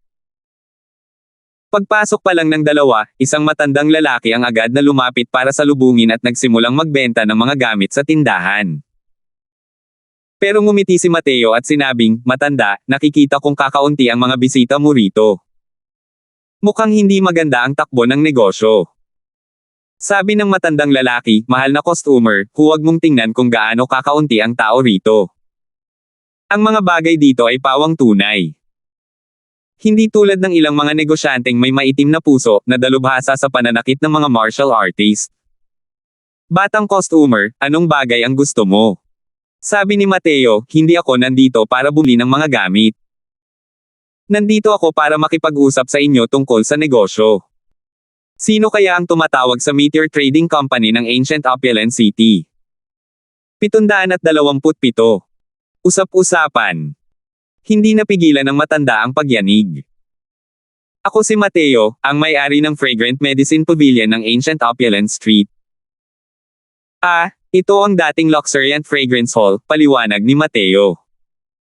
"Ang marangyang halimuyak na bulwagan. Kayo ang bagong may-ari ng marangyang halimuyak na bulwagan." Gulat na sabi ng matanda. Tungkol sa balitang nagpalit ng may-ari ang Luxuriant Fragrance Hall, halatang narinig na rin ito ng matanda. Pero hindi niya masyadong binigyang pansin. Hindi kailanman inakala ng matandang lalaki na ang bagong may-ari ng Luxuriant Fragrance Hall na ito ay isang binata pala sa Divine Traversing Realm. Plano ng aming Fragrant Medicine Pavilion na magpatakbo ng negosyo ng mga gamot at espesyal na hahanapin ang Meteor Trading Company para makipagtulungan, sabi ni Mateo. Hindi napigilan ng matanda ang matawa nang marinig iyon at sinabing, "Binata, ang pagnenegosyo ay hindi kasing dali ng iniisip mo. Sinasabi mong gusto mong magnegosyo ng mga medicinal pills. Iniisip ko kung anong klaseng antas ng mga alchemist ang mayroon ng kahit anong Fragrant Medicine Pavilion mo para masakop ang kuta. At saka, anong mga dekalidad na formula ng pills ang meron ka?" Pagkatapos ng pagkamangha, medyo nawala ng gana ang matandang lalaki kay Mateo. Hindi pa nga lubusang tumutubo ang buhok, gusto mo nang lumabas at magnegosyo tulad ng iba. Kilala niya si Toby yan. Malamang, ang pagkurot ng ilong ng pamilya Go at pag-abot sa luxuriant fragrance hall ay malamang dahil sa takot nila kay Toby yan. Nagtataka lang ang matanda kung bakit nakikisama ang nag-iisang Toby yan sa isang hambog na batang lalaki. Kahit nakahanga-hanga si Toby yan, hindi siya kinatatakutan ng matandang lalaki. Bagamat mas mahina ang kapangyarihan ng Meteor Trading Company sa Ancient Opulent City, ang buong kapangyarihan ng Meteor Trading Company ay napakalaki. Ang isang maliit na Heaven Enlightenment Realm powerhouse ay sadyang hindi sapat sa harap nila. May tiwala rin ang matandang lalaki na hindi maglalakas loob na magpabeye si Toby yan dito. Sumulyap si Mateo sa kanya at malamig na sinabi, kung hindi ako nagkamali, ang Meteor Trading Company ng Ancient Opulent City mo ay dapat na isang 6 na star branch, tama ba? Isa ka lang 5 star manager. Hindi ka pwedeng magdesisyon. Ano pa ang silbi ng pag-uusap tungkol dito sa iyo? Nagbago ang ekspresyon ng matandang lalaki, at maingat niyang sinabi, paano mo nalaman na isa akong 5 star manager? Teka, paano mo nalaman na malinaw ang tungkol sa grading ng sangay ng Meteor Trading Company? Ang mga bagay na ito, hindi alam ng mga ordinaryong tao. Nakangiting sabi ni Mateo, hindi mo kailangang alalahanin yan. Ang mahalaga lang ay isama mo ako para makita kung sino ang mamamahala sa mga bagay-bagay. Malinaw na isa lamang tindero ang matandang lalaking ito at hindi makapagdesisyon. Dapat ay isang 6 na star manager ang head manager ng Meteor Trading Company. Dahil sa relasyon ni Mateo sa chairman ng Meteor Trading Company, normal lang na malaman ang puntong ito. Tatanggi na sana ang matanda nang may marinig na malamyos na boses mula sa loob ng silid. Papasukin ninyo sina Ginoong Croswell at Panginoong June. Walang magawa ang matandang lalaki nang marinig iyon at tanging ang magawa na lang niya ay madala ang dalawa ni Mateo. Nang marinig ni Mateo ang boses na ito, hindi niya maiwasang maging mausisa. Maaari kayang ang head manager sa Meteor Trading Company ng sinaunang marangyang lungsod na ito ay isang babae. Sinundan ng dalawa si matandang Darfield papasok sa silid. Sa katunayan, nakita nila ang isang babaeng nakasuot ng belo na nakaupo sa kaliwang bahagi. Sa tabi niya ay nakatayo pa ang isang matandang lalaki na nakakagulat na isa ring powerhouse ng Heaven Enlightenment Realm. Nang makitang pumasok ang dalawa ni Mateo, hindi maiwasan ang kanilang mga titig na masuka si Mateo. At sa sandaling pumasok si Mateo, natural na sinuri rin niya ang babaeng ito. Ang babaeng ito ay isa lamang Boundless Realm martial artist ngunit nakaupo sa upuan habang ang Heaven Enlightenment Realm martial artist na iyon ay nakatayo sa likuran niya. Mukhang kakaiba ang pagkakakilanlan ng babaeng ito. Alam naman talaga ni Mr. Croswell ang sistema ng pagmamarka ng Meteor Trading Company ko. Talagang hindi inaasahan. Kung maaari mo bang sabihin kay Riza kung saan mo ito nalaman? Ang babaeng nagngangalang Riza ang naunang magsalita. Sabi ni Mateo, negosyo ay negosyo. Kung interesado si Miss Riza, dahan daw ang masasabi sa iyo ni Croswell na ito sa hinaharap. Pero si Croswell na ito ay dumating ngayon ng may katapatan upang pag-usapan ang tungkol sa kooperasyon. Hindi masyadong nakialam si Riza tungkol sa paksang ito. Kahit hindi alam ng mga ordinaryong martial artist ang tungkol sa sistema ng pagmamarka ng Meteor Trading Company, hindi rin ito sekreto. Pero mausisa siya. Mahirap lang si Mateo at walang-wala. Ano ang ginagamit nito para makipagtulungan sa kanya? Hindi alam ni Elder Darfield ang nangyari sa lungsod nitong mga nakaraang araw, ngunit napakalinaw sa kanya. Bilang isang malaking kumpanya ng pangangalakal, kung hindi man lang niya malalaman ang impormasyong ito, hindi na niya kailangang makialam pa. Mateo, ang batang ito ay talagang hindi kasing simple ng nakikita sa unang tingin. Kung hindi isasaalang-alang ang ibang mga bagay, ang pagsunod lang ni Toby yan kay Mateo na parang isang gwardya ay hindi kayang gawin ng mga ordinaryong tao. Sige. Dahil ayaw nang magsabi pa ni Mr. Croswell, talakayin na natin ang paksa. Ang inyong Fragrant Medicine Pavilion ay masasabing walang pundasyon sa Ancient Opulent City. Bagamat may convoy si Lord June, malamang na hindi ganoon kadali ang magkaroon ng matibay na pundasyon. Hindi magtatagumpay ang transaksyong ito sa pamamagitan lamang ng pag-asa sa lakas ng pakikipaglaban. Hindi ba't may hinala si Mr. Croswell na gusto niyang makakuha ng isang bagay nang hindi isinasapanganib ang sarili mong sarili sa pamamagitan ng paghahanap sa amin para sa kooperasyon? Walang pagpipigil na sabi ni Riza. Sa totoo lang, hindi naman talaga ganito ang iniisip ni Riza. Para maitatag ni Mateo ang Fragrant Medicine Pavilion, kinailangan niyang pumili ng isang kumpanyang pangkalakala na makikipagtulungan sa kanya. Ngunit hindi pinili ni Mateo ang Heaven's Destiny Trading Company kundi dumiretso sa Meteor Trading Company. Sapat na ito upang maunawaan ang karunungan at pananaw ni Mateo. Hindi lang din niya nararamdaman na makakapagtiwala si Mateo na makipagtulungan sa kanya. Pero ang lokasyon ng Fragrant Medicine Pavilion ay labis na nakaantig kay Riza. Kaya naman pinapasok niya si Mateo. Kung ang Meteor Trading Company ang mamamahala sa Fragrant Medicine Pavilion, tiyak na mababawasan nila ang espasyo ng Heaven's Destiny Trading Company, na magbibigay daan sa Meteor Trading Company na magbukas ng pamilihan sa Ancient Opulent City. Ang ganda talaga ng lugar ng Fragrant Medicine Pavilion. Hindi talaga kooperasyon ang iniisip ni Riza sa puso niya, kundi ang Fragrant Medicine Pavilion na nasa ilalim ng Meteor Trading Company. Kaya naman, agresibo na siya simula pa lang. Pero ngumiti si Mateo nang marinig iyon at sinabing, hindi kailangang magplano ng walang kabuluhan si Miss Riza. Ang aking Fragrant Medicine Pavilion ay naghahanap lamang ng mapagkukunan ng mga kalakal at walang planong maging sakop ng kahit anong puwersa. Gayunpaman, hanggat nangangako si Miss Riza na magbibigay sa Fragrant Medicine Pavilion ng supply ng mga kalakal, magagarantiyahan ng Crosswell na ito na madaragdagan ang market share ng Meteor Trading Company sa 20% sa loob ng kalahating taon. Hindi sinasadyang tumangala si Riza nang marinig iyon, ngunit nagpakita siya ng hindi makapaniwalang tingin. Natatakpan lang ng belo ang ekspresyon niya, para hindi rin siya masyadong malaswa. Ang bahagi ng merkado ng Meteor Trading Company sa Ancient Opulent City ay hindi pa nga umabot sa 10%. Dinurog na sila ng Heaven's Destiny Trading Company hanggang sa hindi na nila maiangat ang nilang mga ulo. Kung maaari silang tumaas sa 20%, tiyak na magiging isang napakalaking pag-unlad iyon. Hindi maliit na halaga ang tubo rito. Maliban na lang, si Mateo ay isang maliit na Divine Traversing Realm. Ano ang batayan niya kung bakit niya ito makakamit? 20%. Hindi ba nagsasalita si Ginoong Crosswell sa panaginip mo? Medyo nahuli ang pagpasok ng ating Meteor Trading Company sa Ancient Opulent City, pero 10 taon na rin ang nakalipas. Pero sa 10 taon na ito, wala pang 10% ng market share ang nabuksan natin. Gusto mo bang dagdagan ang share natin sa 20% ng sabay-sabay? Hindi ba't masyadong eksaherada ang pagmamayabang na ito? Sabi ni Riza. Nakangiting sabi ni Mateo, ang 20% ay isang konserbatibong pagtatantya lamang. Kung ang parehong partido ay masayang nagtutulungan, ang 30% ay hindi rin imposible.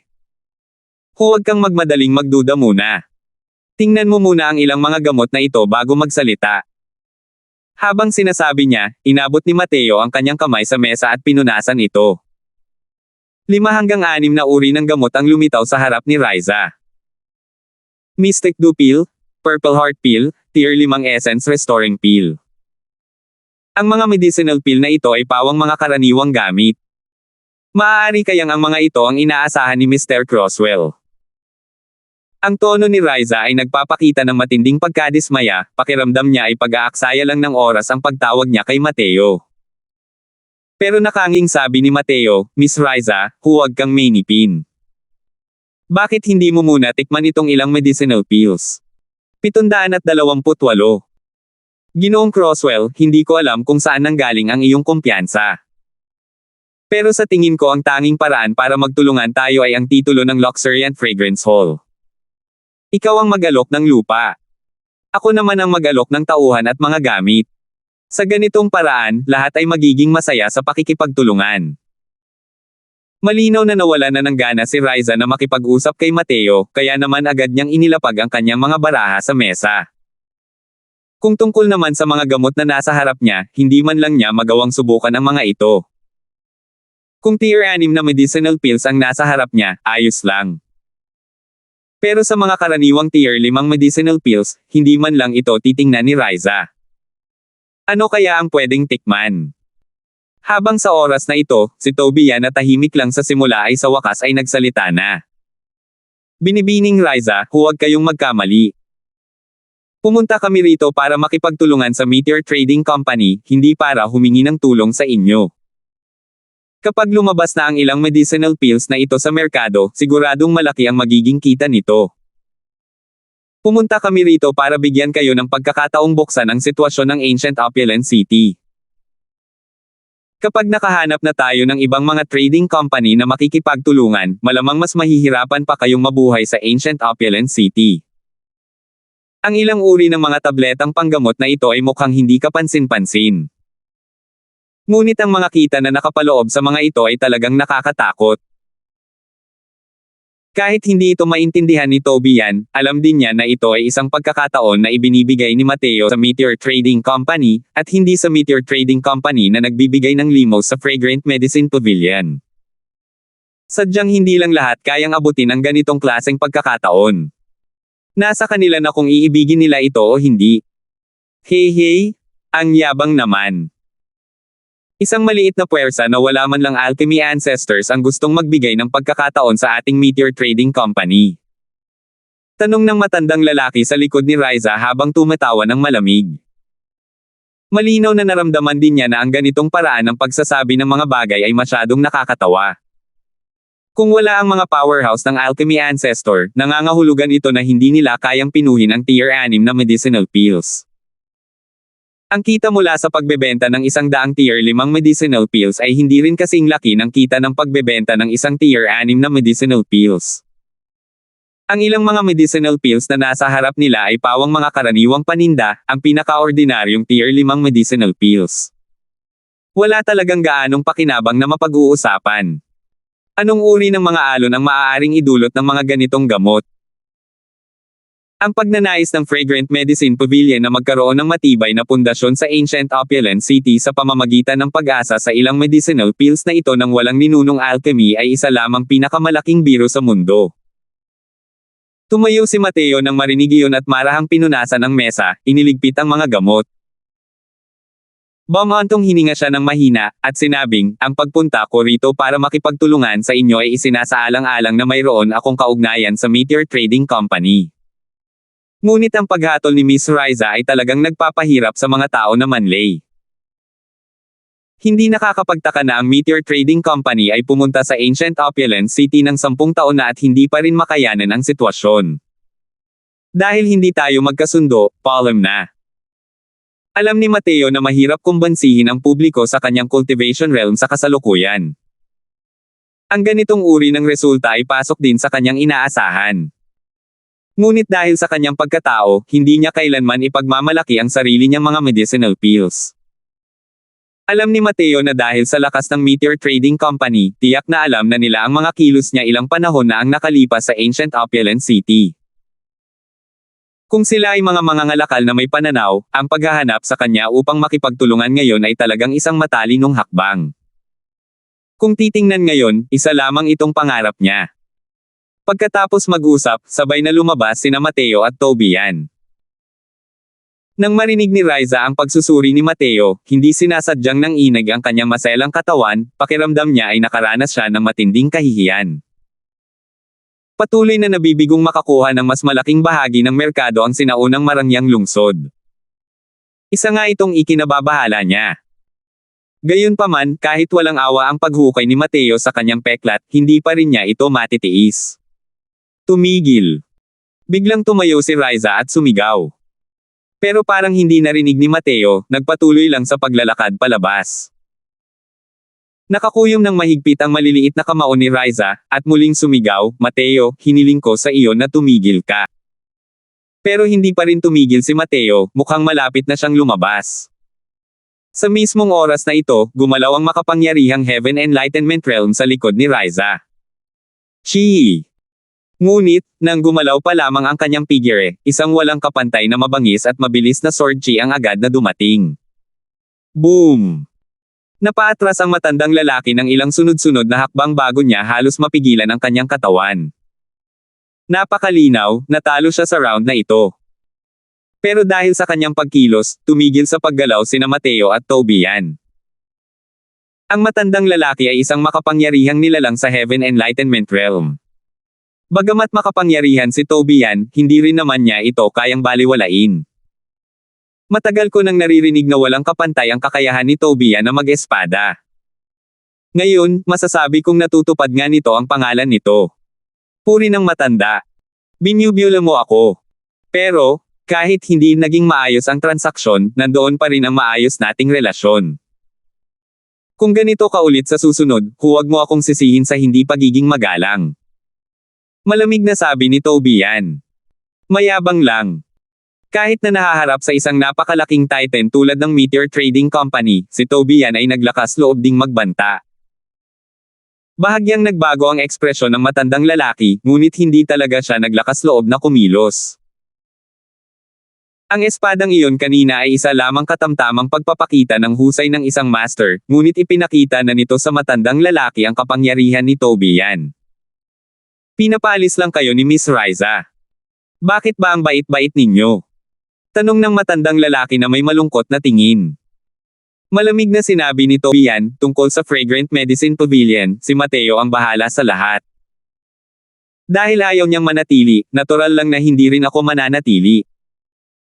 Bahagyang nagbago ang ekspresyon ng mukha ni na Riza at ng matanda nang marinig nila iyon.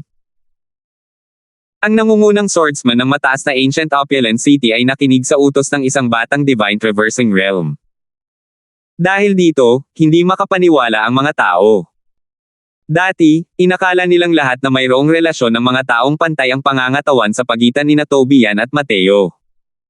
Kung titingnan mo ngayon, hindi naman talaga ganito. Ano ang pagkakaiba ng kasalukuyang Tobiyan at ng isang tauhan?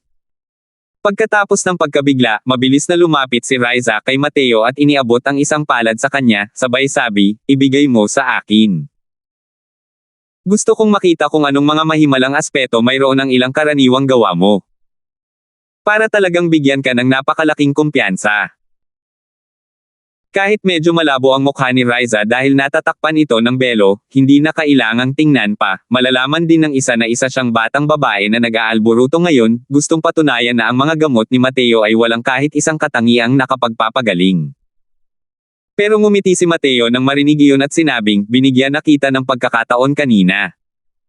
Hindi mo ito naunawaan mismo. Malamig na sabi ni Riza, Humph. Nagkukunwaring misteryoso. Malamang basura lang ang mga gamot mo, di ba? Nagulat na sumulyap si Mateo kay Riza. Bakit naman ipapadala ng Meteor Trading Company ang isang batang babae para pamahalaan ang mga gawain? Ganitong uri ng paghatol, ganitong uri ng pagtitiis, paano niya mapapamahalaan ng maayos ang isang kumpanya ng pangangalakal? Sa kasalukuyan, ang Meteor Trading Company na nahihirapang sumulong sa Ancient Opulent City ay malamang dahil sa batang babaeng ito, tama ba? Nang makita ni Riza ang mga mata ni Mateo, pakiramdam niya ay pinapahiya siya ng mga tao. Kung minamaliit lang siya ni Tobiyan, tiyak na hindi siya mag-aalab sa galit. Pero ano ang itinuring ni Mateo? Isa lamang siyang maliit na alchemy sovereign. Isa pa, isang batang basa pa rin ang tenga. Kung sasabihin mong basura yan, basura rin yan. Ano pa ang saysay ng pagdedebate mo patungkol dito ngayon? Miss Riza, kung gusto mong makipagnegosasyon, ayusin mo muna ang ugali mo. Ipinalam ko na ang ugali ko simula pa lang. Nandito ako para makipagtulungan, hindi para humingi ng tulong. Gusto mong makuha ang respeto ng ibang tao, pero kailangan mo munang matutong rumspito sa iba, malamig na sabi ni Mateo. Hindi napigilan ni Riza na manigas ng marinig iyon. Sermonan talaga siya ng batang ito. Noong kinokontrol niya ang hangin at mga ulap sa trading firm, umiinom pa rin ng gatas ang batang ito kahit saang lugar. Naglakas loob pa talaga siyang sermonan siya. Sige. Bibigyan kita ng sapat na respeto. Pero kung ang mga gamot mo ay basura lang, ano na? Huminga ng malalim si Riza at malungkot na sinabi. 729. Nag-isip si Mateo at sinabing, paano kaya ito, kung hindi makakasali ang mga medicinal pills ko, sa iyo na ang Fragrant Medicine Pavilion. 10% lang ng kita ang gusto ko. Kung makakasali ang mga medicinal pills ko, kayo ang magbibigay ng mga medicinal herbs, kami ang responsable sa pagpino ng mga table tasks. Ang kita ay 70% para sa akin, 30% para sa inyo. Mabilis na umikot ang utak ni Riza at agad na sumagot, sige. Dalhin mo rito ang mga gamot. Gusto kong makita kung anong mga mahimalang aspeto mayroon ang mga karaniwang gamit mo. Ngumiti si Mateo at muling ininom ang mga gamot. Inagaw ni Riza ang mga gamot at isusubo na sana ito sa kanyang bibig nang pigilan siya ng matandang lalaki. Miss Riza, mas mabuting hayaan mo na ako. Itinulak ni Riza ang kamay ng matandang lalaki at galit na sinabi, ayos lang. Hindi ako naniniwala na nang ahas siyang lasunin ako hanggang sa mamatay. Gaya ng sinabi niya, inihagis ni Riza ang isang tier 5 essence restoring pill diretso sa bibig niya, iniyuko ang ulo na parang nagpapakita ng lakas. Hindi sumagot si Mateo. Tahimik lang niyang hinintay ang reaksyon ni Riza. Hey, ganito lang. Mateo, talo ka. Hindi ba't pareho lang itong tier 5 essence restoring pill ng mga normal na gamot? Kahit ang lasa ay N. Nasa kalagitnaan na ng pagsasalita si Riza nang bigla itong lumunok pabalik. Naging interesante rin ang ekspresyon sa mukha niya. Si Riza ay isang Boundless Realm medicinal pill. Ang tier 5 medicinal pills ay walang gaanong epekto sa kanya. Pero malalaman niya ang mabuti at masamang epekto ng mga gamot kung susubukan niya. Sa oras na ito, ang ekspresyon sa mukha ni Riza ay naging lubhang kaakit-akit. Kahit na natatakpan ng belo, nagawa pa rin itong maramdaman ng mga tao ang kanyang pagkabigla. Ito. Paano ito posible? Bulong ni Riza ng malalim. Binibini, anong problema? Hindi kaya ibang-iba talaga ang mga gamot niya. Tanong ng matandang lalaki na may pagtataka. Pero hindi siya sinagot ni Riza, kinuha ang Mystic Dupil at ininom ito ng diretso. Dahil dito, ang ekspresyon sa mukha ni Riza ay lalong naging hindi maisip. Kasunod noon ay ang Purple Heart Pill. Nang matikman niya ang lahat ng gamot, nanginginig ang buong katawan niya. Binibini, anong problema? Nang makita ng matandang lalaki ang reaksyon ni Riza, hindi niya maiwasang mag-alala. Biglang hinawakan ni Riza ang braso ng matanda at balisang sinabi, Elder Duan, ang mga gamot na ito ay talagang walang limitasyon ang potensyal. Gamit ang mga ito, tiyak na mabubuksan natin ang pamilihan ng sinaunang karangyaan ng lungsod. Hindi, tiyak na mapatatuboy natin ang Heaven's Destiny Trading Company. Napaka-eksaherado. Anong mga mahimalang aspeto mayroon ang mga gamot na ito? Nagtatakang tanong din ni Elder Duan. Nababahalang sabi ni Riza, syempre naman, eksaherado yan. Ang mga tier 5 medicinal pills na ito, bawat uri ng medicinal effect ay 40 hanggang 60% na mas malakas kaysa sa mga medicinal pills na pareho ang uri. Kapag nailabas na ang mga medicinal pills na yan, anong klaseng demand sa tingin mo ang mararanasan ng mga martial artist ng Divine Traversing Realm? Bahagyang nanigas din ang mga mata ni Elder Darfield nang marinig niya iyon at sinabing, paano nangyari iyon? Ang ilang uri ng tier 5 medicinal pills na ito ay pawang mga sobrang hinog na medicinal pills. Imposibleng mapataas ang ganoong kalaking medicinal efficacy. Tuwang-tuwa na sabi ni Riza, kaya ko sinasabi na hindi lang tayo makakakuha ng mas malaking bahagi ng merkado ng Ancient Opulent City, kundi mapipilitin din nating makuha ang Heaven's Destiny Trading Company. Nagliwanag ang mga mata ni Riza na parang nakikita na ang kahihinatnan ng tuluyang pagkatalo ng Heaven's Destiny Trading Company. Maaari pa bang gamitin itong ilang gamot ko? Tanong ni Mateo nang may ngiti na hindi naman talaga isang ngiti. Higit pa sa katanggap-tanggap. Talagang hindi ka panipaniwala. Gamit ang mga gamot na ito, ang aming Meteor Trading Company. Nasa kalagitnaan na ng pagsasalita si Riza nang mapansin niya si Mateo na kasalukuyang nakatingin sa kanya ng may bahagyang ngiti. Doon niya lang napagtanto na kahit na mas kahanga-hanga pa ang mga gamot na ito, ano ang kaugnayan ng mga ito sa kanya. Nakangiting sabi ni Mateo, dahil sa ugali ni Miss Riza, ang mga gamot ko ay dapat ituring na isang pasada. Kung gayon, ang ating kasunduan. Maaari ba itong sundin o hindi? Hindi napigilan ni Riza ang pagyanig nang marinig iyon at nahihiyang sinabi, ito. Kanina, ang mga sinabi ko ay pawang mga salitang sinabi ko nang may galit. Maaari ba nating pag-usapan ulit ito o hindi? Umiling si Mateo at sinabing, hindi binabawi ng isang Ginoo ang kanyang masalita. Paano mababawi ang mga bagay na napagkasunduan? Pero hindi ako maginoo. Babae ako. Binaluktot ni Riza ang loika para manalo sa argumento. Hey, ano naman ngayon? Sa totoo lang, sinseridad talaga ang dala ko rito ngayon. Sa simula, ang plano ko ay hatiin ang 50-50ths. Sa ganoong paraan, lahat ay magiging masaya. Binigyan ko ng pagkakataon ang Meteor Trading Company mo. Ikaw mismo ang hindi nakaintindi.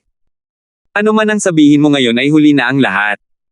Hindi natinag si Mateo at walang pakialam na sinabi. Ayos lang sana kung hindi sinabi ni Mateo. Pagkasabi niya nito, nagsisi si Riza. Kinamuhian niya si Mateo ng ganoon kanina at gusto pa niyang lumunin ang Fragrant Medicine Pavilion. Kung titingnan mo ngayon, napakalaki talaga ng kahangalan. Sa maikling panahong ito, agad na nawala ng 20% na tubo ang Meteor Trading Company. Labis itong nagpalungkot sa mga tao. Nahulaan ni Riza na sa sandaling makapasok sa merkado ang mga gamot na ito, tiyak na magkakaroon ng napakaraming kristal ng Earth Essence na lilito. Ang 20% na tubo ay talagang napakalaki. Pero ngayon, posible kayang kailangan niyang hayaang maubos ang 20% na tubo. Walang humpay ang loob ni Riza. Lumingon siya at inalala ang mga sinabi ni Mateo bago umalis. Binuka niya ang bibig at sinabing, hindi ba't sinabi ni Mr. Croswell na may kaugnayan ka sa aming Meteor Trading Company? Humihingi ng paumanhin si Riza sa iyo. Dahil sa relasyon ng ating dalawang pamilya, ibalik mo sa amin ang 20% na kita, ha? Habang nagsasalita hanggang sa likuran, ang mga salita ni Riza ay may bahid pa nga ng isang batang spoiled. Ang sarap pakinggan ng boses niya. Kung lalaki lang iyon, malamang manghihina ang mga buto nila kapag inatake siya. Siyempre, naantig din si Mateo. Ngunit ang ganitong kinalabasan ay kasalanan mismo ni Riza. Hindi siya makiramay. Hindi niyo na kailangang sayangin ang mga pagsisikap ni Miss Riza. Mga bagay na napagdesisyonan na ni Croswell, walang makakapagpabago. Ang kita na maibibigay ko sa inyo ngayon ay 30% na lang. Kung ayaw ninyo, pwede akong maghanap ng ibang trading firms na makikipagtulungan. Naniniwala ako na ang mga medicinal pills ni Croswell ay dapat na maging interesante sa maraming trading firms, determinadong sabi ni Mateo. Siyempre, maraming mga kumpanya ng pangangalakal ang magiging interesado. Ang mga epektong panggamot ng mga tabletang panggamot ay tumaas ng 40 hanggang 60% mula sa orihinal na base. Ang napakalaking pagtaas na ito ay talagang kailangan ng isang martial artist. Ganitong klaseng medicinal pills, paanong hindi magiging interesado ang ibang trading companies? Nang makita ang determinasyon ni Mateo, nagsisi si Riza sa loob-loob niya. Maliban na lang, nahalata rin niya na wala talagang planong sumuko si Mateo. Baho na bata. Kailan pa ba nagmakaawa ng ganito kaamo at kabab ang loob ang lolong to sa mga tao? Hindi mo talaga pinahahalagahan ang pabor. Galit na sabi ni Riza sa sarili niya. Ang mga salitang ito, naisip niya lang sa kanyang puso ngunit hindi niya ito pananggahasang sabihin. Dahil sa galit ni Mateo, wala na talagang kolaborasyon. Walang magawang sabi ni Riza, sige, papayag na ako. Ang ibig sabihin ng 30% ay 30%. Ang lakas lang talaga ng epekto ng mga gamot mo sa katawan. Malamang tumaas ng malaki ang presyo, di ba? Nakangiting sabi ni Mateo, hindi ka mahihirapan Miss Riza. Ang halaga ng mga medicinal pills na ito ay 70 hanggang 80% lang ng mga medicinal pills na mabibili. Ano? Hindi ka nagbibiro, di ba? Tumaas ng husto ang epekto ng gamot pero mas mababa ang halaga nito kaysa sa mga ordinaryong gamot. Muntik nang mapatalon si Riza. Itong si Croswell ay walang ugali na magbiro. Ang Meteor Trading Company ay maaaring magpadala ng mga tao para mga siwa sa pagkonsumo ng mga halamang gamot pati na rin sa paggawa ng mga gamot. Kung nagsisinungaling itong si Croswell, natural na magiging malinaw ito, nakangiting sabi ni Mateo. Hindi alam ni Riza kung ano ang dapat niyang sabihin. Pakiramdam niya ngayon ay hindi mali ang sinabi ni Mateo. Siya, ang manager na ito, ay talagang kulang sa pananaw, na wala ng 20% nakita ng walang kabuluhan. 730.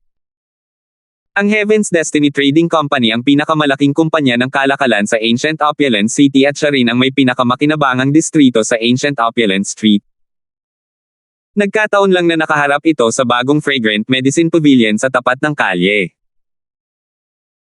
Ngayong malapit nang magbukas muli ang Fragrant Medicine Pavilion, maraming tao ang natural na maghintay at tingnan ang kanilang mga ginagawa. Tinitingnan kung ang Fragrant Medicine Pavilion na ito ay maaaring magdulot ng anumang epekto sa Heaven's Destiny Trading Company o hindi.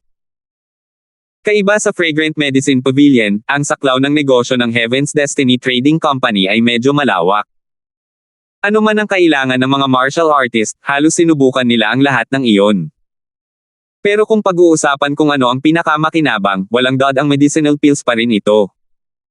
Walang ibang dahilan kundi ang mga medicinal pills ay minsanang nauubos na mga produkto. Ito ay napakahalaga sa mga martial artist. Kahit saan pa man magpunta ang mga martial artist, hindi nila maaaring makaligtaan ang mga gamot na dala nila. Kung hindi man malaki ang pagkakaiba ng lakas ng dalawang martial artist, kapag lumalaban hanggang dulo, madalas, ang gamit nila sa pakikipaglaban ay mga medicinal pills. Mataas ang katayuan ng mga alkaimiko. Isa rin itong napakahalagang dahilan para dito. Dahil magbubukas na ang Fragrant Medicine Pavilion, bilang chairman ng Heaven's Destiny Trading Company, malinaw na hindi magiging ganoon kapanapanabik si Lex. Pinaponte niya ang punong alchemist ng Heaven's Destiny Trading Company, na siya ring nag-iisang alchemy saint powerhouse ng Ancient Opulence City, si Sherlan, para pag-usapan ang mga paraan para makaiwas sa mga ito. Ang alchemy saint ang Fragrant Medicine Pavilion sa tapat ay magbubukas-bukas. Naglabas na sila ng balita na may ilang uri ng medicinal pills na malapit nang lumabas sa merkado. Maaari ba? Medyo nag-aalalang sabi ni Lex. Kung dati lang iyon, siguradong hindi mag-aalala si Lex tungkol sa isang batang lalaki mula sa Divine Traversing Realm. Pero ngayon, maging si Sherlan ay naging talunang kalaban ni Mateo. Wala siyang ibang magawa kundi ang bigyang diin ito. Nang marinig ang mga salita ni Lex, ninis din si Sherlan sa loob-loob niya. Ngunit malamig pa rin niyang sinabi, "Manalig ka, Chairman." Si Mateo, ang batang ito ay isa lamang maliit na alchemy sovereign. Gaano kalaki ang kaya niyang idulot na alon? Kahit na napakalaki ng kanyang mga kasanayan sa medisina, walang saysay kung hindi rin niya mahanap ang tier 6 na medicinal pills. Gusto kong makita kung paano niya gagamitin ang tier 5 medicinal pills para magkaroon ng matibay na pundasyon sa sinaunang marangyang lungsod na ito. Sa totoo lang, ganito rin ang naisip ni Lex sa kanyang puso. Ngunit hindi talaga siya sigurado kung ano ang gagawin. Talaga bang isa si Mateo na batang guya na hindi natatakot sa tigre, o isa lamang siyang tanga? Saan niya nakuha ang tiwala sa sarili niya sa kabila ng Heaven's Destiny Trading Company? Bilang timer ng Heaven's Destiny Trading Company, natural lamang na alam ni Lex ang nakamamanghang pagganap ni Mateo sa lungsod kamakailan. Pero alam din niya na ang mga taong pinagaling ni Mateo, ang tier 6 na medicinal pills ay hindi ginamit. Ipinapahiwatig din nito na hindi kayang pinuhin ni Mateo ang tier 6 na medicinal pills. Kailangang malaman ng isa na ang pinakamalaking grupo ng mga mamimili sa Ancient Opulence City ay ang mga martial artists ng Boundless Realm. Ang mga nasa ilalim ng Boundless Realm ay karamihan ay mga mahihirap na tao. Kahit na napakalaki ng grupong ito, kakaunti lang ang mga tunay na may kapangyarihang mamimili. Iniisip ko kung may anumang panlaban ang alchemy saint Tanong ni Lex. Malamig na ngiti ang sinabi ni Sherlan, "Huwag kang mag-alala, Chairman. Nakapag-ayos na ako ng isang malaking palabas. Gusto kong tingnan kung ano ang magiging mood ng batang ito kapag nagsara na ang Fragrant Medicine Pavilion na ito sa unang araw ng pagbubukas nito." Nang marinig ang sinabi ni Sherlan, napapanatag din si Lex. Ngunit nagtanong siya ng may pagtataka, "Engranding palabas? Anong klaseng engranding palabas?" Hey, natural lang na malalaman mo rin yan sa oras na yan. Pero, kailangan ding gumawa ng aksyon ang ating Heaven's Destiny Trading Company. Gusto kong hindi mabuhay kahit isang araw ang batang to ni Mateo sa Ancient Opulence City. Malamig na sabi ni Sherlan. Bagamat pinamumunuan ni Lex ang Heaven's Destiny Trading Company, ang katayuan ni Sherlan ay pambihira. Dahil din mismo sa mayroon silang Sherlan kaya kayang talunin ng Heaven's Destiny Trading Company ang masa, at matatag na nakaupo sa trono ng numero 1 sa simula pa lang. Tumango si Lex nang marinig iyon at sinabing, syempre naman. Naayos ko na ang mga bagay-bagay. Simula bukas, lahat ng Tier 5 medicinal pills ng Heaven's Destiny Trading Company ay ibebenta sa 20% na diskwento. Kung ang Fragrant Medicine Pavilion ay may Tier 6 na medicinal pills, ang aming Tier 6 na medicinal pills ay ibebenta rin sa diskwento. Hey, talagang may karanasan at mabagsik si Chairman.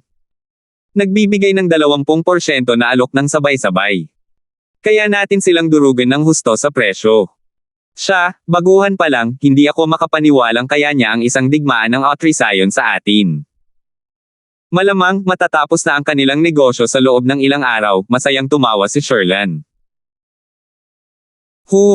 Wala rin akong ideya kung anong klaseng halaga ang ibinayad ng Fragrant Medicine Pavilion, para lang mahikayat silang suportahan ng Meteor Trading Company. Pero sa tingin ko, hindi maliit ang halagang ibinayad nila. Pero matalino nga naman talaga si Mateo. Kung hahanap ng taga-suporta sa Ancient Opulent City gamit ang kanilang lakas, ang Meteor Trading Company talaga ang pinakaangkop, sabi ni Lex. Nang marinig na naghanda rin si Sherlan ng isang malaking hakbang, nawala rin ang pagkabalisa sa puso ni Lex. Dahil sa sabay na paggamit ng dalawa, ang Fragrant Medicine Pavilion na ito ay tiyak na hindi magtatagal. Walang ibang hawak ang batang yan maliban sa titulo ng Fragrant Medicine Pavilion. Bukod sa titulong ito, ano pa ang maaari niyang makuha? Tanong ni Sherlan. Tumango rin si Lex bilang pagsang-ayon. Ganoon din ang naisip niya.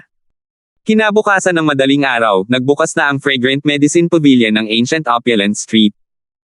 Para sa engranding pagbubukas sa pagkakataong ito, nagsakripisyo rin ang Meteor Trading Company. Binago nila ang buong dekorasyon ng Fragrant Medicine Pavilion para sa isang bagong anyo. Kung titingnan pa lang ang harapan ng tindahang ito, hindi ito bababa sa Heaven's Destiny Trading Company sa kabilang panig. Nang makita ng mga nakapalibot na martial artist ang tindig na ito, tuluyan na nitong tinanggap ang hamon ng kabaligtaran. Ngunit nang makita ng mga martial artist na ito ang ganitong sitwasyon, lihim din silang natuwa sa kanilang mga puso. Dahil dalawang pangunahing kumpanya ng kalakalan ang naghahamunan, hindi nito napigilan ang anumang digmaan sa presyo. Ang mga gamot na hindi nila pinaanggahasang ibenta noong una ay maipagbili na sa pagkakataong ito.